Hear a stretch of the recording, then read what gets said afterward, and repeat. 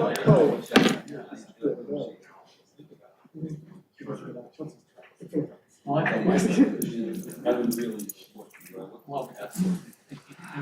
have to,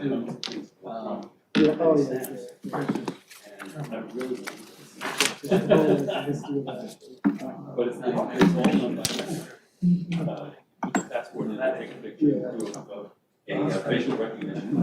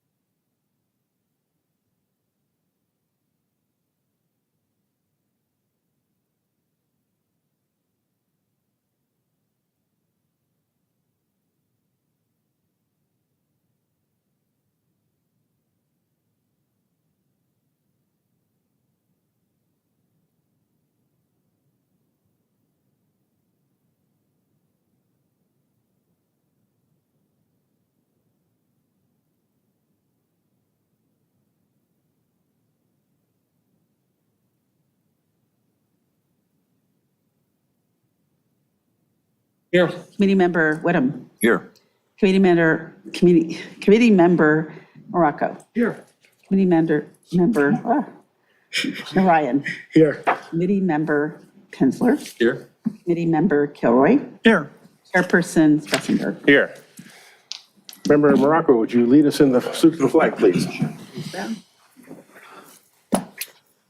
I pledge allegiance to the flag of the United States of America and to the republic for which it stands, one nation, under God, indivisible, with liberty and justice for all.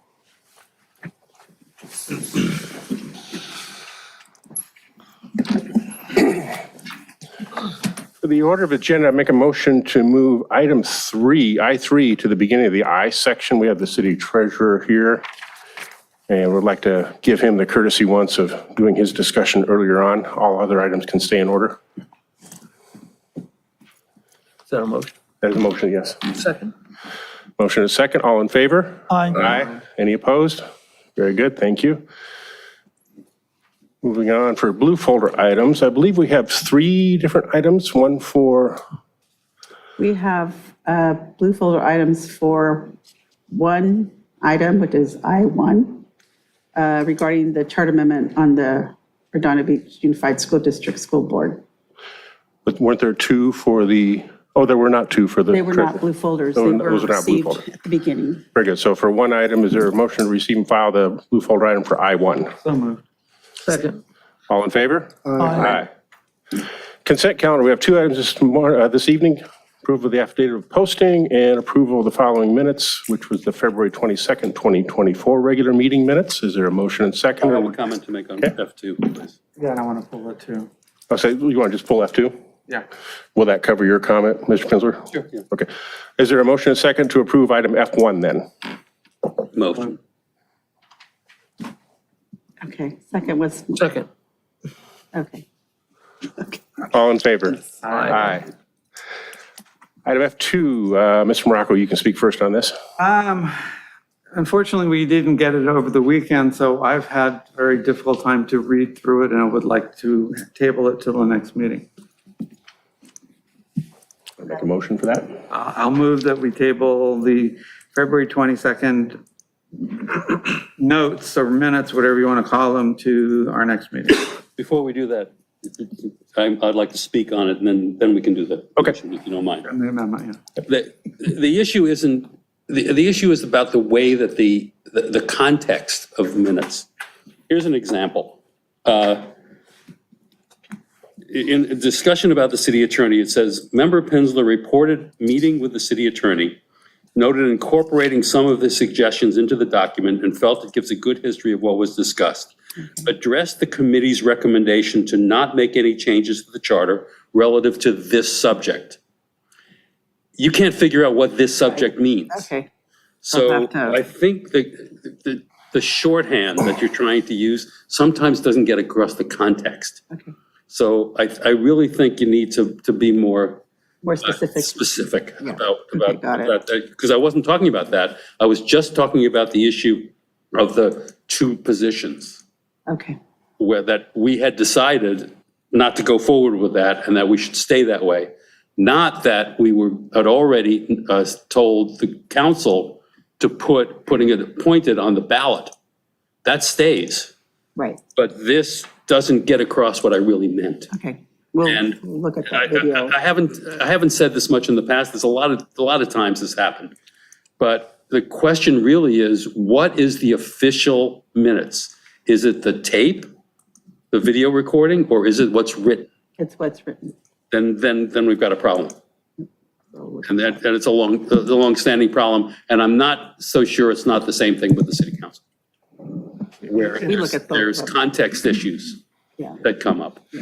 So that's just generally a thought for you. And I think I mentioned at the last meeting, these are more comprehensive notes so that somebody wants to see in the future when we have a discussion, but they really don't come across as minutes, and that was my problem with it last month. But my suggestion, if it's allowable, is since Mr. Pinsler has some specific comments, and if other members have specific comments, that they should be able, between now and the next time these minutes are published, to come to you, and you'll have an opportunity to revise it. So then we get back to the meeting, we at least know that we are getting closer to what we Actually, want. I have a different thing. We have an actual recording of the meeting. And I understand the need for written, but if you have an actual recording of the meeting, that should be the official minutes. Right now, I think it's per charter, But but that is the official meeting. mean, that I is the understand official- that, yeah, I mean, but that's- that may be an issue that we But need to deal with. we run into retention policy as well. The retention for video is, 20 years right now. which goes by really quickly. We're It could pulling be- things and way it beyond could 20 be years ago. changed, but that's, yeah, that would be up to council to decide. But the written minutes are permanent. Correct. Correct. Allegedly. And you have to go through 4 hours of our minute Unless there's meeting fire, every time on the video, which is termites, a big, It's hard to do that, yeah. I am sure that if you look back in our archives, there is more holes from termites in the paper than there The other is. thing too is like some cities, majority of cities do action minutes, which is pretty much what the motion is. Right. And what, Exactly. that's it. Which is unfortunate. So, sometimes. and then the other thing too, I think that's coming down the line is also minutes that are transcribed word by word. So those are some things we might be looking down the line. Makes sense. Yeah, and I will add that, several months ago, I pulled multiple minutes because they had become extremely truncated, and the corrections that were made after that were way, way better. I would say that in general, this most recent minutes did seem to slip back a little bit and Okay. become more truncated. I'll review that. And in that, Look into voice translation software that will actually record, Yes. and you can check it rather than have to create it from scratch. Word 365. Just make sure actually it's does that. searchable because we have 4-hour meetings. Okay. Sorry? I said, just make sure it's searchable because we have 4-hour meetings. Yeah. Okay, great. on the short nights. On the short night, yeah, And I'm exactly. thankful for Joe for actually sitting through for the 4 hours to draft up. All right, so we had the motion to continue the meeting minutes from February 22nd, 2024 to the next regular meeting, give time for input. In general, Eleanor, how much time do you need in advance from us to give suggestions? If it's a little more in-depth, you need to go back and check the video yourself, don't you? Right. So I would, probably in the next week or so, if you've already identified areas, to let me know. But we're going to go, I'll have my minute secretary review it and make it more detailed. So do you need like a full 3 weeks in advance of the next meeting, or, Well, I'll be bringing it back to the next meeting. right, a month away? Right. So if you have any suggestions or anything that you've seen, not suggestions, but actually you've seen that is not, you need more descriptive, just let me know within the next week or so, is what I'm saying. Is that acceptable to everyone? Understood? Okay, there was a motion. Is there a second? Second. Motion is second. All in favor? Aye. Any opposed? Oh, public comment on, Yes, we need, So I have none for Zoom and no for e-comments. Okay. So that took care of item G, the excluded consent calendar item. Public participation on non-agenda items. This section is intended to provide members of the public with the opportunity to comment on any subject that does not appear in this agenda for action. Section is limited to 30 minutes. Each speaker will be allotted 3 minutes to address the committee. Each speaker will be permitted to speak only once. Written requests will be considered first. Is there anyone wishing to speak on a non-agenda item? Is there any E or Zoom comments? None. Okay. Moving on then to section I, item I3, discussion possible action per city council's direction regarding Article 11, section 11.1, city treasurer. Mr. City Treasurer, welcome this evening. Good evening, members of the committee. Eugene Solomon, Redondo Beach City Treasurer. I'm here to discuss, as the chair mentioned, item 11.1 I3 on our agenda tonight.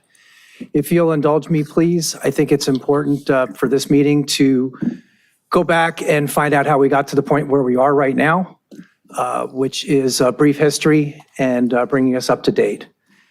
Sometime in and around the budget season of 2009, there was a decision package that was presented to the city council, removing personnel, deputies, however you want to phrase it, from the city treasurer's office into the finance office, thereby informally delegating those roles and responsibilities, most of them found in section 11.1 to the city finance department. It was, as was described by a member of the committee at the time, a charter change by fiat, and ministerial duties, the logistical duties, the tactical duties, all going to the city finance department. Fast forward several years, we have another charter amendment proposed by the city treasurer in 2014. Those items were not addressed by this 2014 amendment. The 2014 amendment to the city charter changed the role from being one in which the person needed to delegate or assign their full time to the role of treasurer into not having that responsibility. It also had some ministerial changes to the oversight role in 2014. Moving forward again slightly, on or about January of 2019, an independent auditor came forward with a report investigating the roles and responsibilities within the city, specifically with regard to the treasurer's office. It identified that with the informal delegation of duties, we were in a situation that had a high likelihood of incidents with regard to the informal delegation of duties to the finance department. And there was a recommendation that this was a high priority to be addressed. Those informal delegation of duties, once again, the tactical functions of the treasurer's office into the city finance office. Now we find ourselves 5 years later with that issue not being addressed. Forgive me, but any time that an independent consultant reviews your roles and responsibilities, tells you that there is a high likelihood of error, subject to confusion, for informal delegation of duties, needing to be remedied, that we shouldn't be waiting 5 years to do so. Several months ago, I made a presentation to the city council identifying what I believe to be a conflict in our city charter between our tactical functions and what the treasurer's roles and responsibilities were. It was brought before this committee for discussion, and we've been discussing that now for several months. I would ask of all of you, urge you, that the report you're proposing to make to the city council here in May include recommendations that are before you. It's incumbent upon all of us to bring language to the city council for possible placement on the ballot to finally address this issue of the informal delegation of duties and, for lack of a better way of putting it, clean up the roles and responsibilities identified in the charter for the treasurer's office and now being performed by the city finance office for the most part. Some duties, such as the investment and reinvestment of funds, continuing to be addressed by the city treasurer. So I thank you for your indulgence in that brief history. I thought it was important to emphasize that it's been a very long road to get here, and we are on the precipice of resolving or potentially resolving an issue that has been identified as a high likelihood of error by an independent consultant with our finances. So I thank you, and I've presented a couple of ideas, some blue folder items to you all in response to questions that have been presented. The red line version of some suggested charter changes.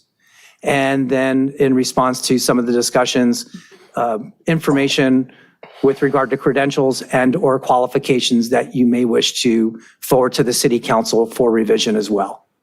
I thank you very much for your indulgence and open and available to your questions. We did not receive those as blue folder items this evening. No, they're in January. Right, January I think 25th. there's an updated version Yeah, perhaps. That's an updated version. There's a version that I sent to the clerk's office on Tuesday. The only thing we have here, as we break it out, is January 25th, 24 is the last item. Okay, we can make some That's why I was copies. repping the two items earlier. I missed it. That was my fault. I missed it. Your recommendations Not differ having a much good from night. January, other than a couple of words here or there? Yes. Before we cover that, a quick couple of clarifications. The 2019 report, just to be clear, is the Moss Adams report that you're referring to, is that correct? Correct. And then we had the 2009 action by City Council, and then we had the charter amendment in 2014. In your opinion, could those changes that were done in 2009, could those have been addressed in the 2014 charter amendment? They could have been, it could have been suggested to the city council as part of the ballot measure to go before the voters. Okay. For the two items, they are updated, they are fairly different. Is there a way we can get those in tonight, or Yeah, I'm trying to see if I can save it to the blue, the the item? drive so I can put it up. I might. Because we can receive and file them now as well, And discuss it. and discuss it, yes, but I'd just like to get those before us. And since there is an item on the agenda, we can decide anything we wish to decide. There were changes to the red line and then the addition of the suggested language for the qualifications. Changes to the 25th of January's red line? No, it's updated Changes to beyond the- that. Okay. Updated that using the most updated version of the charter and some additional changes. It was my thinking they were going to be on, that was the two blue folder items for I3 I referred to earlier, but While we wait for that, can I ask a couple questions? The only two sections that were not changed was collect city taxes of F and G and invest and reinvest funds according to state law. Is that still the only unchanged portion? I would say no to that. So we better wait. What I did with regard to F is there was a discussion that we had whether or not the simple collection of taxes and license fees and to leave that intact. The suggestion that I'm making is to have their audit collection of city taxes and license fees. Okay. And then potentially, since it had come up here in our discussions, adding information or language if necessary, and have the city treasurer acting as hearing officer consistent with duties required by this charter or by ordinance or resolution of the city council. To make it clear that the city treasurer would retain that hearing officer role. Okay. And with the word audit, then some of the discussion we had with the city attorney, that the treasurer's office would maintain a function to review, audit, whatever that language ends up be, of the collection of city taxes and fees. So the only initiated activity that the treasurer would do is invest. I would say, when you say initiated activity, That starts from you. that starts from the city treasurer's office, I would say yes, in the sense that the remaining language has been changed to be more passive. Yeah. Where it's an opportunity to monitor, oversee, or audit the other responsibilities. And you feel that best represents the real state of the office? Yes. Okay. and it's workable. Yes, Sometimes the state of the office may not be workable, but in your opinion, it is workable. As it functions now, our key is to bring the charter into alignment with how things are truly functioning. correct. I would make a suggestion, or did make a suggestion with regard to item G in the investment and reinvestment of funds, proposing the idea that instead of having invest and reinvest funds, the language would be manage the investment of city funds according to state law. Language is important. It's a suggestion from invest and reinvest to manage the investment. The reason I suggest perhaps changing it that way is that currently we operate with an independent investment firm, advisory firm. So it's really the city treasurer making the decisions about the investments, signing off on the trades with the advice provided by the independent advisory committee, independent advisory firm. Okay, Ms. Morocco. I'm just looking at the minutes, which we didn't adopt yet, but it said that you were going to talk with the city attorney office and consult with them. Did you do that and coming up with a new draft? I did not have a conversation with regard to this language. I had a conversation with regard to the hearing officer component Since the last meeting? since the last meeting with Mr. Webb. And that's one that we had discussed last time, is how we could potentially maintain that Yes. within your purview. So I went and looked in the municipal code. It's in our ordinances with regard to the city treasurer's role as a hearing officer. And this would be possibly a way of formalizing that and including the language with regard to consistent with the charter and city ordinances or resolutions of the council. Okay. So when you wrote act as a hearing officer in the collection of city taxes and license fees according to ordinance, that was my language. okay, and that's carried over? Okay. So you brought it up. This is the most current. That she sent me, yes. Is this the one? Is there a motion to receive and file these? Motion second. So moved. Second. All in favor? Aye. So you'll bring these up one at a time then, is that? Well, however he would like to, I'll move the. This is Leave it what- to the pleasure of committee if you wish to discuss the red lines and then discuss the qualification Let's issue. do the A through G document first, I Okay. believe, and then we'll move on to your suggestions as far as the qualifications issue. So items A through E have not changed from the last draft that was proposed to this Control it, group. I can't. I don't have anything. We're all trying to control it, and we're realizing we can't. No, I have to, I don't know, yeah. I have Can you to- downsize it a little bit? Yes, There you I go. think it becomes very small, but there we go, the whole page. Yeah, that's good. Okay, great. So items A through E have not changed since our last meeting. Item F and G has changed since our last meeting. And there was an addition that I wish to discuss with you all of, for lack of a better way of putting it, a catch-all, which is item H below the fold here. Just roll down. Thanks. Now And it's you in gotta there. let me know. F in there. Just, yeah, keep that in. If you do one more, can we go to 2 pages? I think we can still read it. Side by side. Side by side, yeah. Side by side. Let's see. F and. 'cause F, G, and H being the ones that have had changes to them. know where that- It's hard to do that. Oh, yeah, it's not a Word doc. Yeah. Okay. Perfect. So those are the We'll work changes. with this. The reason I propose or suggest a discussion about item H is reflective of the history that I gave. In 2009, we had the changes that took place. And there wasn't any language within the charter to account for that. It was a shall, it is a shall, as we sit here today. Thought perhaps if something like that were proposed again or contemplated again, would it be of interest to have this catch-all perform other such duties consistent with the charter as may be required by ordinance or resolution of the city council? The budget in this case being a resolution of the city council. So that would have perhaps put that manifestation of change that was informally done, formally done by ordinance or resolution of the council. So you're capturing resolution here mainly because the budget is a resolution action. Is that- Yes. Because we've had the discussion before, and we've tended to lean towards ordinance because it has the two parts to it, which Right. makes it a more robust process. And this was just something cobbled together. I used those three words specifically, charter, ordinance, or resolution, to have a discussion about that.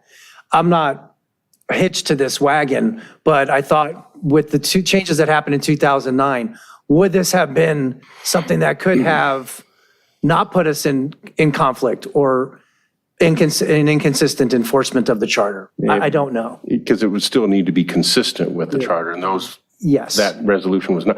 I would be concerned about adding resolution in here simply because it could be in a budget which didn't garner the attention that it really deserves. And an ordinance would require 2 readings. It's a much more formalized process. It's a robust process.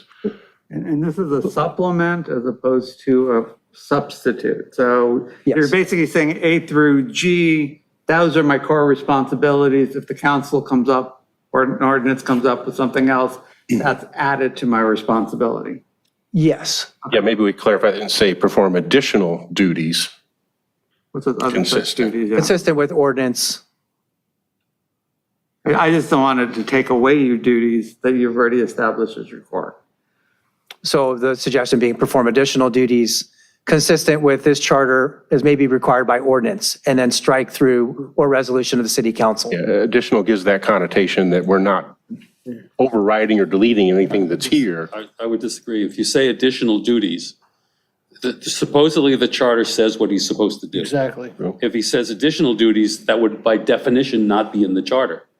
So the question would be, thinking out 20, 25 years, can you set this up so that, can you consider what a treasurer might be doing and make that a part of either the charter, or we can assume that they can make it up as they go along? Yeah, the other concern would be additional duties outstripping the part-time by definition. That would be the currently. risk. That is a definite risk. It was contemplative of the idea that when we reform some of the contracting and bidding, the way that the city council can, without amending the charter itself, have some flexibility would be to increase those numbers by ordinance. So does having this phrasing in here allow for an opportunity by ordinance to manage an issue that comes up down the road without having to, or giving time to amend the city charter? Yeah, and then we do fall then, is it consistent with the charter? Because we've had varying opinions Yeah. on what is and was not consistent with the charter. That's the reason we're here. So Right. hearing the discussion, it seems like this probably would not be something that the committee would be thinking to do, but I wanted to go ahead and have the discussion about it, which is why I included it. Yeah, I think the intent is good, but the application becomes problematic under some of the things why we're here right now. I think it's too open-ended. Okay, fair enough. I think that's fair. Okay, then moving back to, Moving back up then to G, input please on the strike through of invest and receive funds to manage the investment of city funds. mainly to incorporate the fact that you go to outside resources for this, you don't do it directly. Correct. So when Treasurer Odell left his position, there was an interim city treasurer appointed, Mr. Tom Gain. And when Mr. Gain came into the role, Mr. Gain sought investment advisory from an outside firm. And that was memorialized then by the elected treasurer Deals, who engaged through city council the firm, what at the time was called FHN, to manage the investment portfolio for the city. Some city treasurers and finance departments do it in-house. The city of Torrance, for example, does this in-house. The deputy treasurer, Jasmine Allen, who's a resident of our city, manages their investment portfolio. Others do as we do, where it has an investment advisory firm. But technically, is the treasurer in the current situation with an outside advisory firm investing and reinvesting the funds? We are the Treasury Department making all the decisions. Yeah, the word manage the investment, manage especially gives the connotation that you are directly doing it. Mr. Spencer? My concern is the way this is written, you could be deflecting responsibility. To a third party? Yeah. And in fact, you signed for all this, right? Yes. So you are investing by signing for it. Yes, we do. And the fact that you use a management firm to help you is, I think you're reversing the roles. What this indicates is that the management is done outside and you say, okay, rather than you're responsible and they do the work. I think it afforded a flexibility wherein if the person in this role at some point decided that he or she was going to bring the investments in-house, it would be well defined by that language. Or if it was a continuation of the present situation, the person was using an outside advisory firm, the word manage would incorporate that as well. That's why I suggested the idea of manage rather than invest and reinvest. I'm trying to recall, Joey, I think you were there at the time when we made the city treasurer report. We had a subcommittee, That's right. And that was, which I was the chair. yeah, to give responsibility to the treasurer to be in charge. I'm not sure that this is a difference that makes any difference. It might be a difference without a distinction. Yeah, but this, for some reason, feels to me like you're at arm's length from it. And if something goes wrong, oh, they did. This was language that has been used in other ordinances with other cities. I thought it provided more flexibility with regard to our situation, but I see your point. I think it's a fair point to leave it as is for invest and reinvest. And I would not have a problem if you left it as that. The funds that you, as the city treasurer, either invest and reinvest or manage the investment of, is that all funds or is it certain funds? Is this language just simply stating city funds appropriate? We have an investment portfolio. There are certain funds that are available for investment. The city treasurer's department could not take, in my mind, the wastewater fund and go out and invest that money. It's otherwise encumbered. It could not take some other internal service fund and go and invest those funds. There are specific funds that are delegated for our investment within our investment portfolio. And not all funds are invested. Are they primarily bond-backed?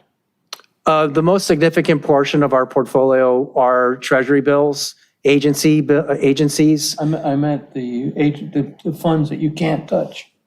Those are part of our general fund. Those are held, they're delegated, their balances are delegated, but held within the general fund.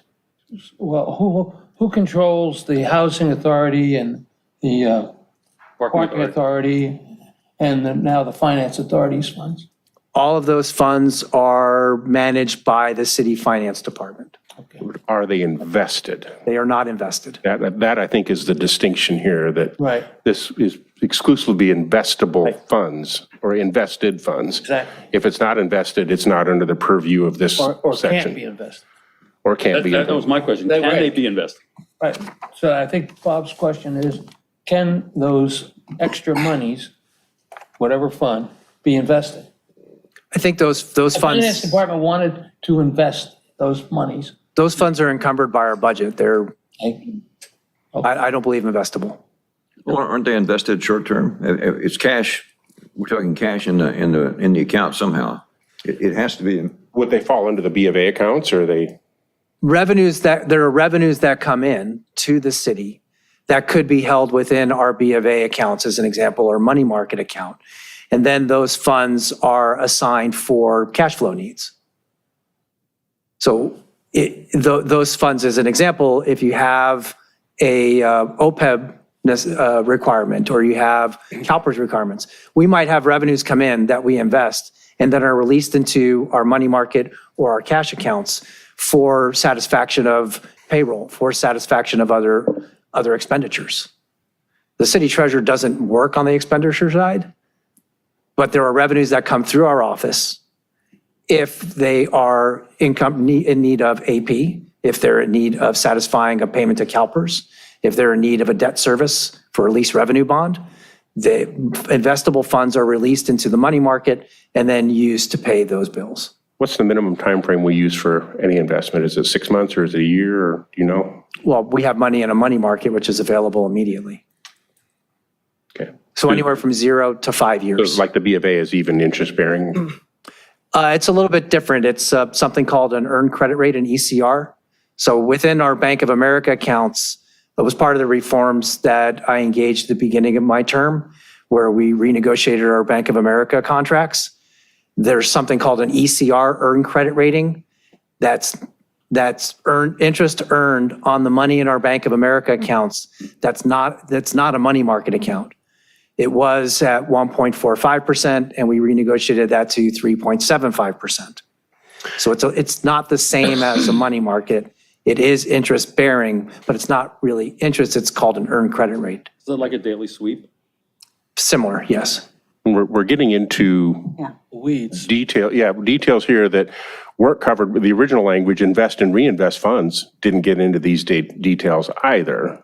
Has that presented itself as being problematic in your opinion at all, or It has not. This is really more the wholesale change of, are you doing it directly, or are you managing it through a outside firm basically, or any other entity? The current approach is the investment advisory firm makes recommendations and the treasurer's department makes decisions. Is that by contract? Yes, we have a contract. Annual? It's the current term is 3 years. It expires in January of 26. Okay. One way of looking at this is to use the management term that the treasurer is talking about. In current investment practice, the treasurer looking at managers versus the manager actually investing the money, both of those are referred to as managing investments. So that is the correct term to use. Okay. But there's a question here about, we're currently using an outside manager.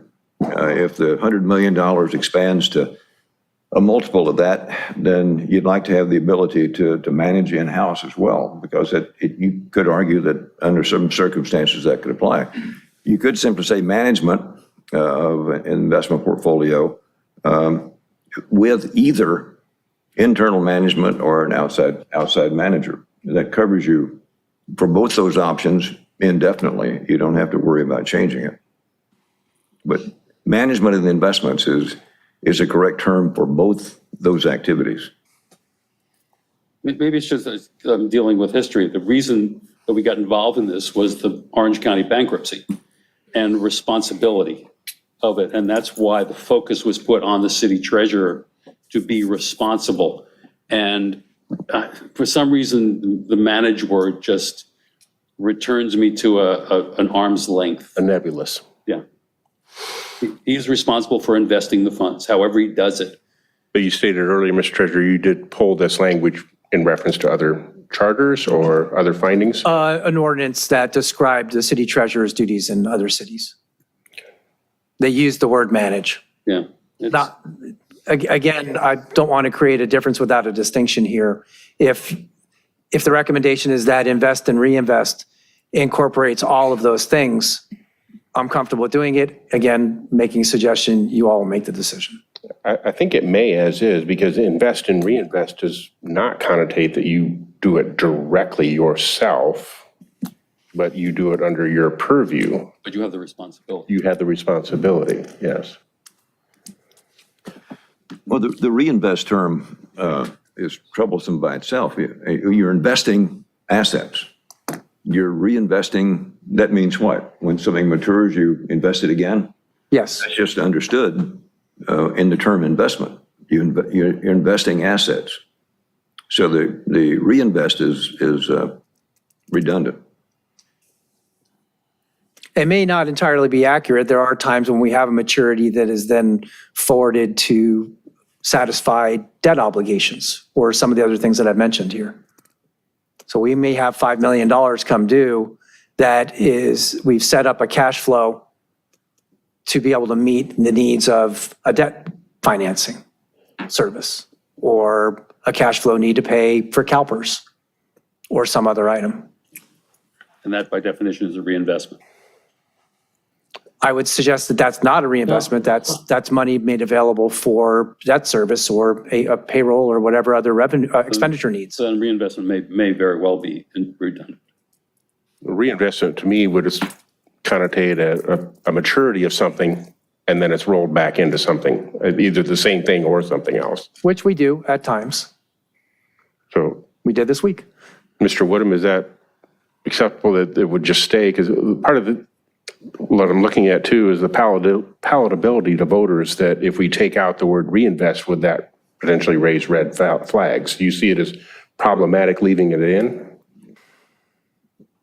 It's okay to leave it in. Again, it's redundant because investment implies, if you're looking at a $100 million portfolio, if you're in stocks, you're buying and selling stocks. If you're in bonds, you're investing in bonds. When they mature, management means you're reinvesting those. So it isn't a big deal, except if we're into the weeds, this is a weed we can do away with. It may be better to be more broad than more specific in this case, allowing for an interpretation that doesn't, for lack of a better putting it, hamstring a successor in this role. That's why I was suggesting use management and somehow word in either internal or external advisors. That covers everything we're talking about. But it's not necessarily always done out external. It wouldn't have to be. We do that now. That was a more recent thing, I believe. Since about 2013, 2014.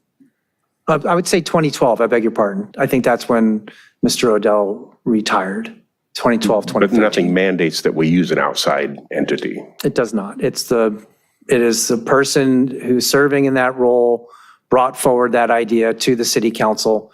Should a person in that role decide that they wish to bring those investments in-house rather than having an independent advisory group and perform all of that analysis themselves, there's nothing that precludes that from happening. If we were to leave the language as is, native to present language, does that present a problem? It hasn't so far. And in thinking about how we have other roles and responsibilities that we want to change here or that are changed, that's not one of them that's really migrated very far from the existing charter language. I would say the greatest spread there is that an outside advisory firm is doing it rather than the treasurer themselves. Mr. Morocco? I want to focus on the last part of that sentence and bring it back into the discussion about what we're talking about. How often does the council change the investment guidelines that you've seen? And is that something that's transparently shared with the community? Yes, it's a two-step process. It typically takes place annually. On or about October of each year, the investment policy guidelines are brought to the city's Budget and Finance Commission with suggested changes or no suggested changes from the city treasurer's office. Then the Budget and Finance Commission makes recommendation. That is brought the following month or so to the city council for recommendation to approve or not approve or make other changes as they see fit based on the recommendation. All of that takes place in two different hearings. It's not something that has to happen only once a year. It can happen more frequently than that, but it typically happens once a year. To my recollection, that's mainly addressing volatility issues. They're restricting the volatility level that could be invested in. Well, if in volatility you mean the types of securities that the city can invest in, yes. Right now, or last year, the suggestion was that we expand our ability or expand the percentage that we have to invest in money market funds from 15% to 20%. The state allows for And all of these investment guidelines are also reviewed by the state of California. The state allows for up to the 20%. And the suggestion was to then allow the city to invest up to 20% in government securitized money market funds. So knowing that the investment guidelines are going to change annually, does either of these wordings impact your ability to do your job? Between invest and reinvest and manage the investment? Yeah. I don't believe so, no. Yeah, I wanted to address that too, and I thank you for doing that. It is currently being done this way, Yes. and it's fine. And the proviso, according to state law, covers everything because you're not going to do anything that isn't in accordance with state law.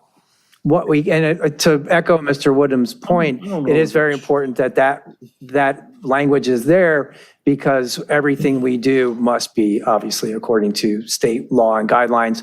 Our investment policies are reviewed. We can pay extra money to review, have independent authorities like the CMTA or the GIOA review our investment policy guidelines. They all offer that. Our investable securities may vary from another agency based on the recommendations that the person in the city treasurer's department makes and are adopted by the council. To put a point on it, ABS has been proposed, asset-backed securities, to include within our city investment policy guidelines to bring forward in the coming year. It was suggested last year and I didn't bring it forward. Speaking with other agencies around the state at different conferences, they use ABS. But those Might be guidelines something. currently are pretty static, aren't they? Who suggested it? The investment advisory group. And that consists of who? The organization now is a MEDER, MEEDER. These are the contract people. Yes. Okay. I guess my leaning would be towards leaving the language as native currently. And I don't think it precludes that it goes to outside firms. I understand your intent with adding the new wording. Would that be acceptable if we did leave it in this case, for this one, for item G? It's functional. And I don't contemplate or see issues with the language as it is now. I thought that, as I mentioned, the word manage perhaps provided more flexibility, but I think it's functional as it is now. It does not interfere with the tactical abilities of the department. I'd be comfortable leaving it there. Yeah, as long as you are, because I do always look towards the palatability aspect of it, and less changes are more palatable. One less change. Is the investment group or the advisors or whatever you want to call them, are they commission-based? No, we have a flat fee, a contract fee with them. So by contract, it's a maximum of $1,500 per month. Yeah, they have no incentive to churn the account or to create transactions. It's a straight dollar figure. Where that might differ is if you were doing inside investments, if you were managing it, let's say we were managing it on our own rather than with an outside investment group. Every trade is submitted to 3 different broker dealers to get, treasury bills being exception because that's the market auction. But if we're buying agencies or we're buying corporate bonds, let's say is a better example, then that's submitted to 3 different broker dealers in an effort to get the best pricing for that bond. And that is part of the due diligence that takes place with each trade. Is that Sorry, you jumped in. best practices or is that written in the investment guidelines? Part of our guidelines and also a best practice. Mr. Morocco. So, given that we have a May deadline to get this to the council, and I assume that you would like us to have something in the proposal, I suggest that we pick the language that we feel is appropriate for G, and I don't have a problem with invest and reinvest, and then get the writing group together to meet with you to come up with something and bring it back to this group. I'd very much like that, yes. And I'd like to, if I can be bold, say I'd really like to have a pretty firm idea of what, if any of these changes, the committee would like to recommend We have our meeting next month where you would be formalizing your report to go to council in May. But you're asking for that, you prefer that be tonight? I'd prefer that we come up with some language that the committee can agree upon tonight. Time to get this off the plate. Yes, So I think we have consensus here that item G could be left as it as is. is. And I think it's appropriate to note that we considered this change in the report. So that's just not left out in the open, or not left out of consideration. But so far we have item H to not incorporate in a new item H. And for item G to leave it as native language currently. Correct. And then to reiterate, the items A through E, the language remained the same from the last meeting that we had. Which I think we were all fine with. I think the only thing that remains is F. And how that is written relative, because it is arm's length, more arm's length than the collection of, and this is a functional issue, correct? Yes, if you look on our city website, if you go to pay your business license fee, that's housed, it finds its home on the city finance department's page. The link to do that is there. So I would say, I would really hope that you have audit collection of city taxes and license fees, and would be agnostic about the remaining portion of that. Eleanor, could you roll up and capture the top of this page, please? The top here. Yeah. So beyond audit collection of city taxes and license fees, I think that would be the most important portion of that I'd like to move forward with regard to the acting as hearing officer, consistent with duties required by the charter or by ordinance. I'm agnostic about that, and if it was committee's decision to not include that portion of it, or it was improper and afterwards review, then I'd be okay with that part of it. Yeah, I want to roll back up to the preamble and make sure as we review these, we're considering this as, and shall have the power and be required to audit. So in this case, audit is not an option. How you define audit may be up to you, but it's not optional. You are required by charter to audit. Yes. Richard.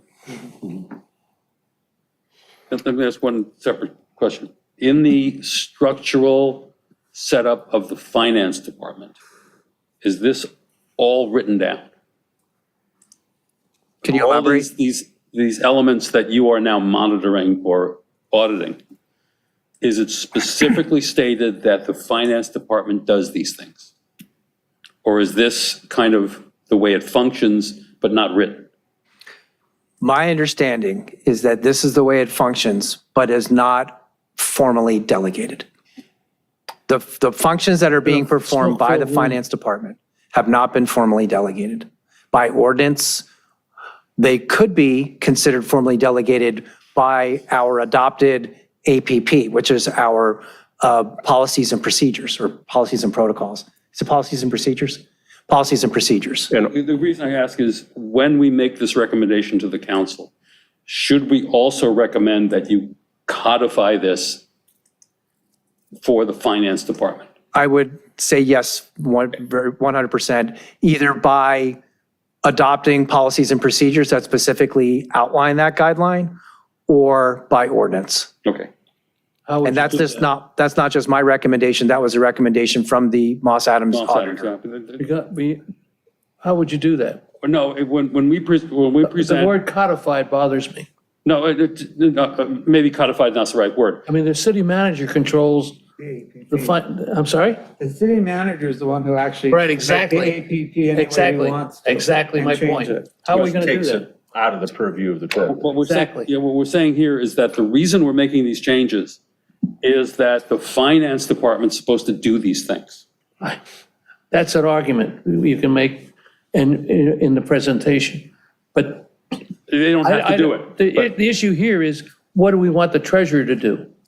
What are we going to recommend to the city council the treasurer does? Not what the finance director does, because we have no control over I that. understand that. but- City council has. All I'm saying is that we should let the council know that we are making these changes, assuming that there's a structure to do that. And that if you wish, you should codify that structure. or not. But from our perspective, we want the council to know that we are taking these things that are charter-based and making it so that it's in the city manager's purview. I And understand. make it specific. I understand how you do that, but once you give it to the city manager. It's up to them. That's best But practice. this is our notification to them of what we're doing and what is being left Okay. out of the charter and given to someone else. And I think we should just let them know what we're doing in that area, make it specific. And we gave similar notice with prior amendments that had to do with more of the city manager's office and expenditures, because we knew there were certain municipal code and ordinances that dealt with that, but would need to be updated and Again, be consistent. We're here for the charter. Right. We're But I not think here it's for- appropriate. We still We're get, not here to manage the city manager. No, we're not. This is just to let them know make a note of it. that we're removing this from the charter. Maybe you ought to think about how it's structured elsewhere. It's up to you. Or maybe when we do the report, the city treasurer can list out different duties. that Whatever are- it is.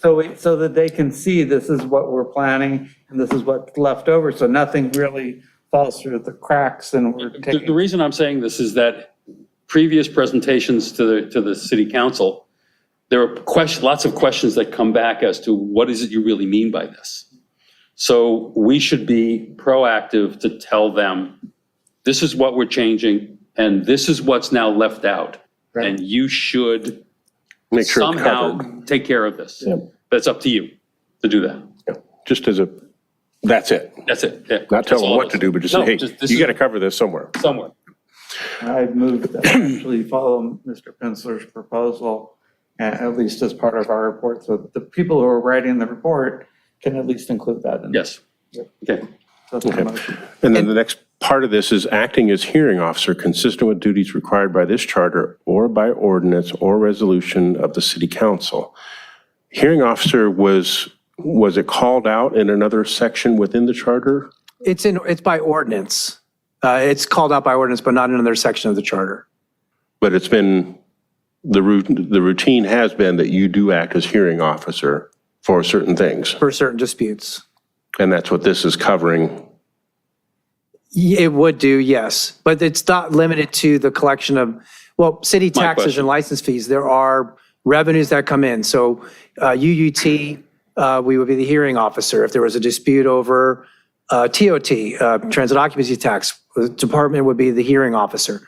It's not just the city treasurer's office that acts in that manner. There are different departments when something comes in where that department head acts as hearing officer. Would it be So it better? may be unnecessary to include it here as defined by ordinance, but it was a discussion that we had with the city attorney that it was important that somehow, use Mr. Pensler's word here, codified or somewhere memorialized, the idea that the city treasurer would still be a hearing officer with regard to these issues, Just those issues? not just those issues. That's my but- problem, is that you've listed hearing officer for this thing, but not for anything else. But it has by charter maybe- or ordinance or resolution. Just to, it's usually in the municipal code where it lists the, No, I understand that, but when you put something in the charter that says he's hearing officer for this, for F, and not for anything else, the assumption can be made that you're not the hearing officer for anything else, or you can be removed as the hearing officer for anything else. And I'm thinking that same thing, maybe this would be better as a standalone item. That So rather than act as having it- hearing officer, can make that a standalone rather than tagging it on to the collection of city taxes and license fees. Well, then you would want to list, I would think, all of those things that the city treasurer would be hearing officer for. And then you might have changes in language. It might be change in a description of a fund that would then be in conflict. So it might be a fund that becomes obsoleted and moved into another fund or renamed. And if it was specifically named one way in the city charter, and then the name of it was changed for some reason. We changed the name of our commission, our Public Works Commission, to the Public Works and Sustainability Commission. We have, in our Harbor Commission, recently changed the HAPLA representative because that was a successor to a successor description of that because HAPLA no longer existed. So I think the danger of of doing it that way. I think I would prefer that it be struck and limited to audit, collection of city taxes and license fees, striking the remainder of that, rather than being more specific to Mr. Pinsler's point. Let me ask it a different way, if I could. There's a reason probably that you have hearing officer for this thing and not for anything else. Is there something special about being the hearing officer for that thing that would make it charterable? Only in the sense that it is the city treasurer who is on the revenue side. So taxes and license fees are specifically revenues. And there's a variety of different descriptions of taxes. That's a very broad gambit. Whereas if it was a planning item, that would not be within the purview of the treasurer's department, but the planning department head would review that appeal or be the hearing officer for that. So to answer your question, city taxes and license fees are very specific to the treasurer. Could it be struck here, but then codified through ordinance? It exists, as Madam Clerk exists as pointed it out does to now. you, it does exist within That the can be ordinance. changed. Correct. The reason for putting this here is that you want that specific thing to never be out of the purview of the city treasurer. That would be the reason it's in the charter. You see what I'm getting at? We say never outside the purview. I think that it strengthens the oversight role of the city treasurer in that that person would always be a hearing officer for these things that they oversee. He's the hearing officer for tax collection or revenue, as the Right. case may be. So what do the other hearing officers do? Are they involved in any other revenues? Or are they involved in disputes? Not in revenues, it would be disputes for those things, let's say a vesting for planning or for the Harbor Commission. So I don't think it matters.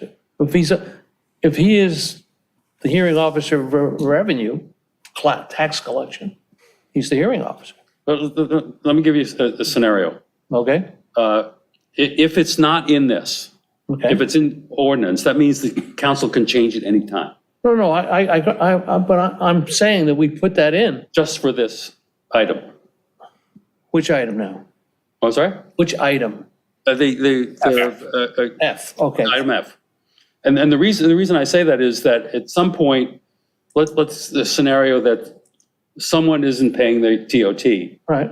and it's taken out of the hands of the city treasurer and put in some department somewhere where it gets toyed with. What's taken out of his hands? The hearing officer. That the How hearing, can that be if he's the hearing officer for all Not- revenue and tax collection? not if it's in, if we take it out of the charter. That's why this particular item may very well be a good place to keep it. I'm in favor of Okay, keeping that's it. fine. All right. It's been that way. That's my point. Yes. If you were to, so There you're, by ordinance, that can be changed. Why would we Understood, take it understood. out?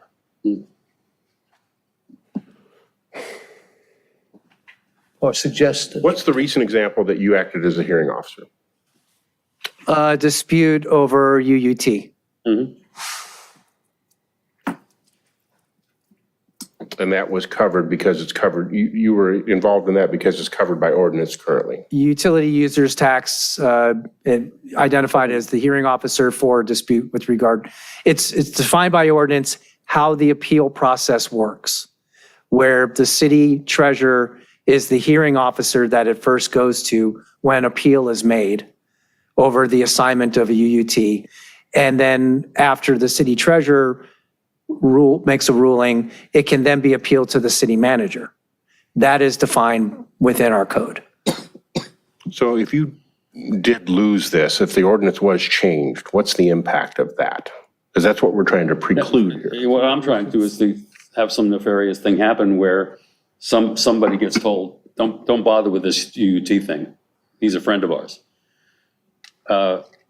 So having it in the purview of your office keeps that from happening, could keep that from happening.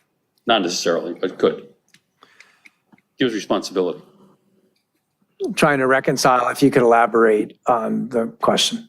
No, I'm just trying to come up with a scenario as to why taking it out of your hands and putting it into the staff, the city manager's staff Or if the hearing officer then became, for UUT, became the city finance director rather than the city treasurer. Is that the general concept? That could be changed by ordinance. If you memorialized it here, it would not be would not changed be except able with a vote of, except with a vote. You bring up an interesting point, though, when you said by ordinance, currently it's appealable to the city manager. Beyond the city treasurer, in that example that I gave with the appeal about a UUT assignment of fees, it was first appealable to the city treasurer, then would be appealable to the city manager, yes. And with this language in the, After that, I believe it would go to the city council, or potentially a lawsuit, with this language or potentially here, a lawsuit. Yeah. with the proposed language in the charter, there is no appeal. Unless otherwise defined by ordinance Or law. or law. Thank you. Mr. Morocco. And I think that's the crux of it is they can change the ordinance and render it irrelevant. They can change the appeal process. And I think that Mr. Solomon's statement that rather than hamstringing him, just leave it as audit collection of city taxes and license fees, period. The ordinances are what the ordinances are. You might want to stick state law in there. State law has specifics, but the council can change the ordinance on a 3-2 vote anytime it wants to and take away that. And I'm not sure that, you know, it says duties consistent with charter and ordinance. So let's just cut that hearing officer part out. And again, move this forward so that we can actually get something written. And then if during the course of writing it, the team decides that this is something worth pursuing again, it's a very quick fix with regard to that, but at least we move this thing forward. And in the bullet points of the report, again, we would add this item that this was considered and discussed at length. So then it would read audit collection of city taxes and license fees consistent with state law. Is that a fair representation? I assume state law has some say over it, so yes, I think it would be.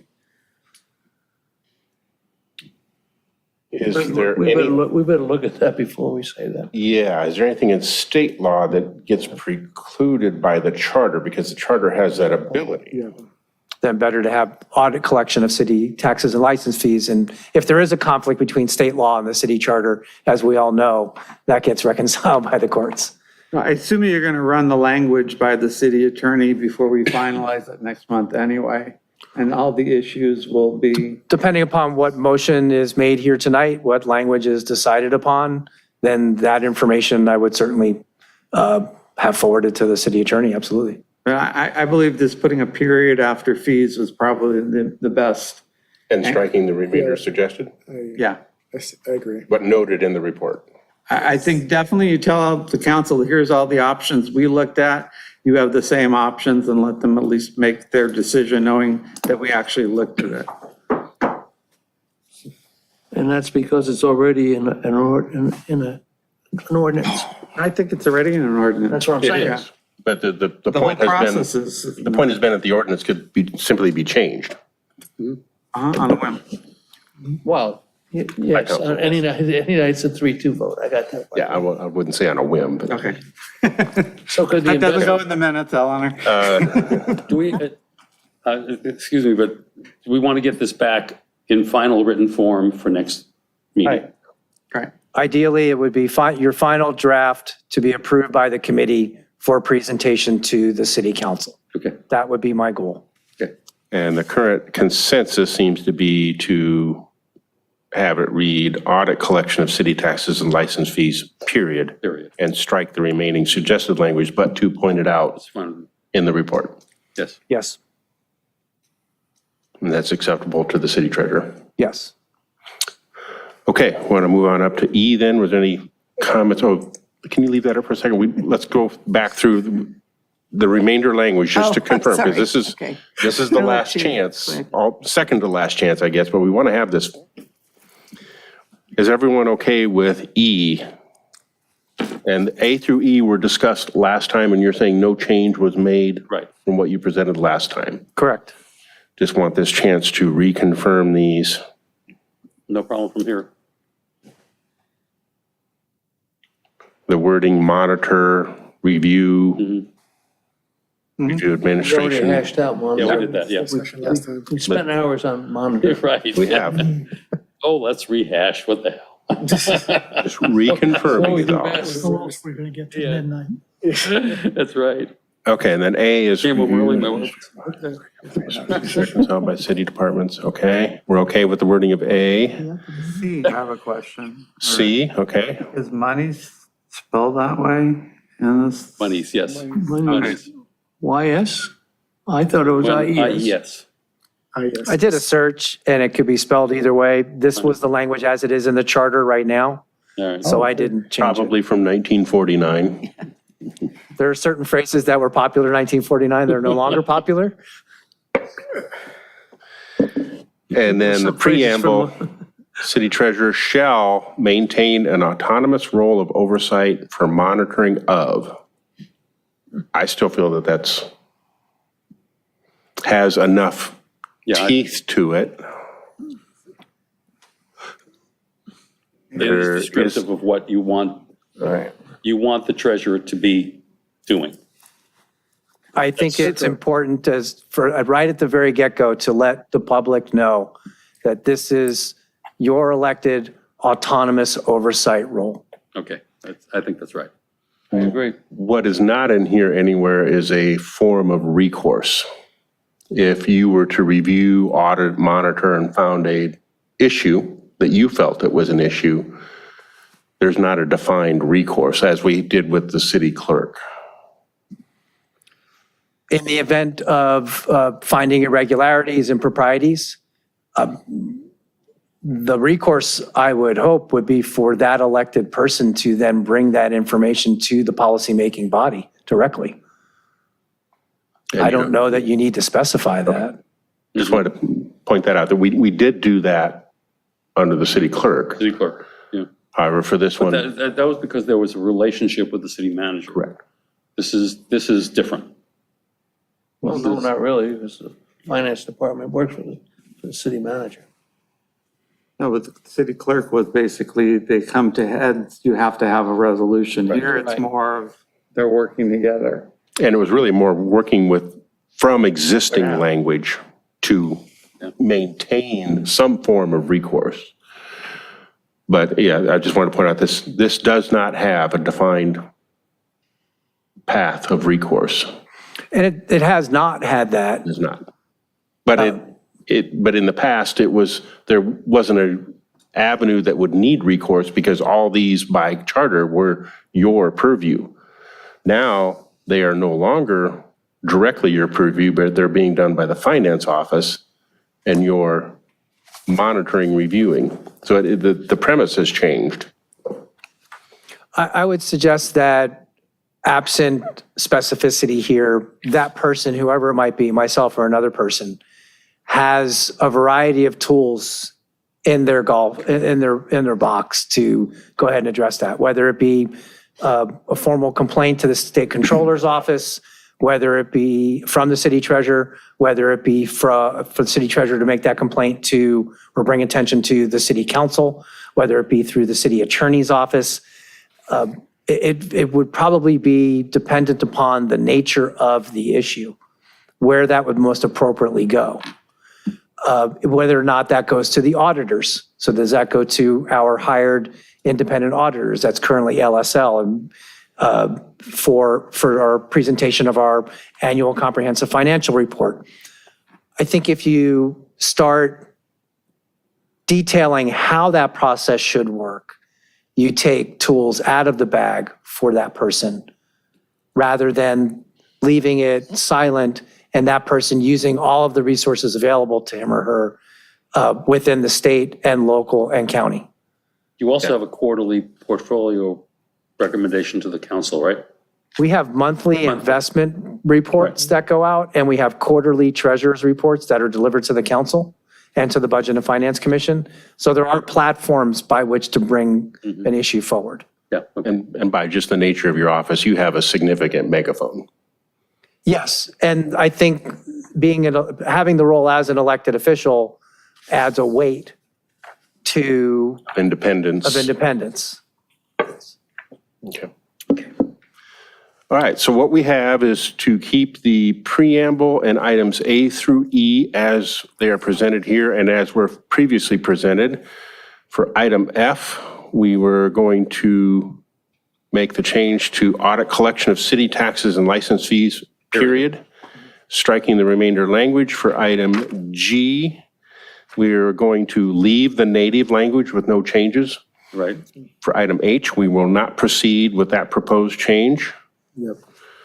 For this item only, I want to make sure we've got clarity on everything. Mr. Dwidziak, anything further from you on this?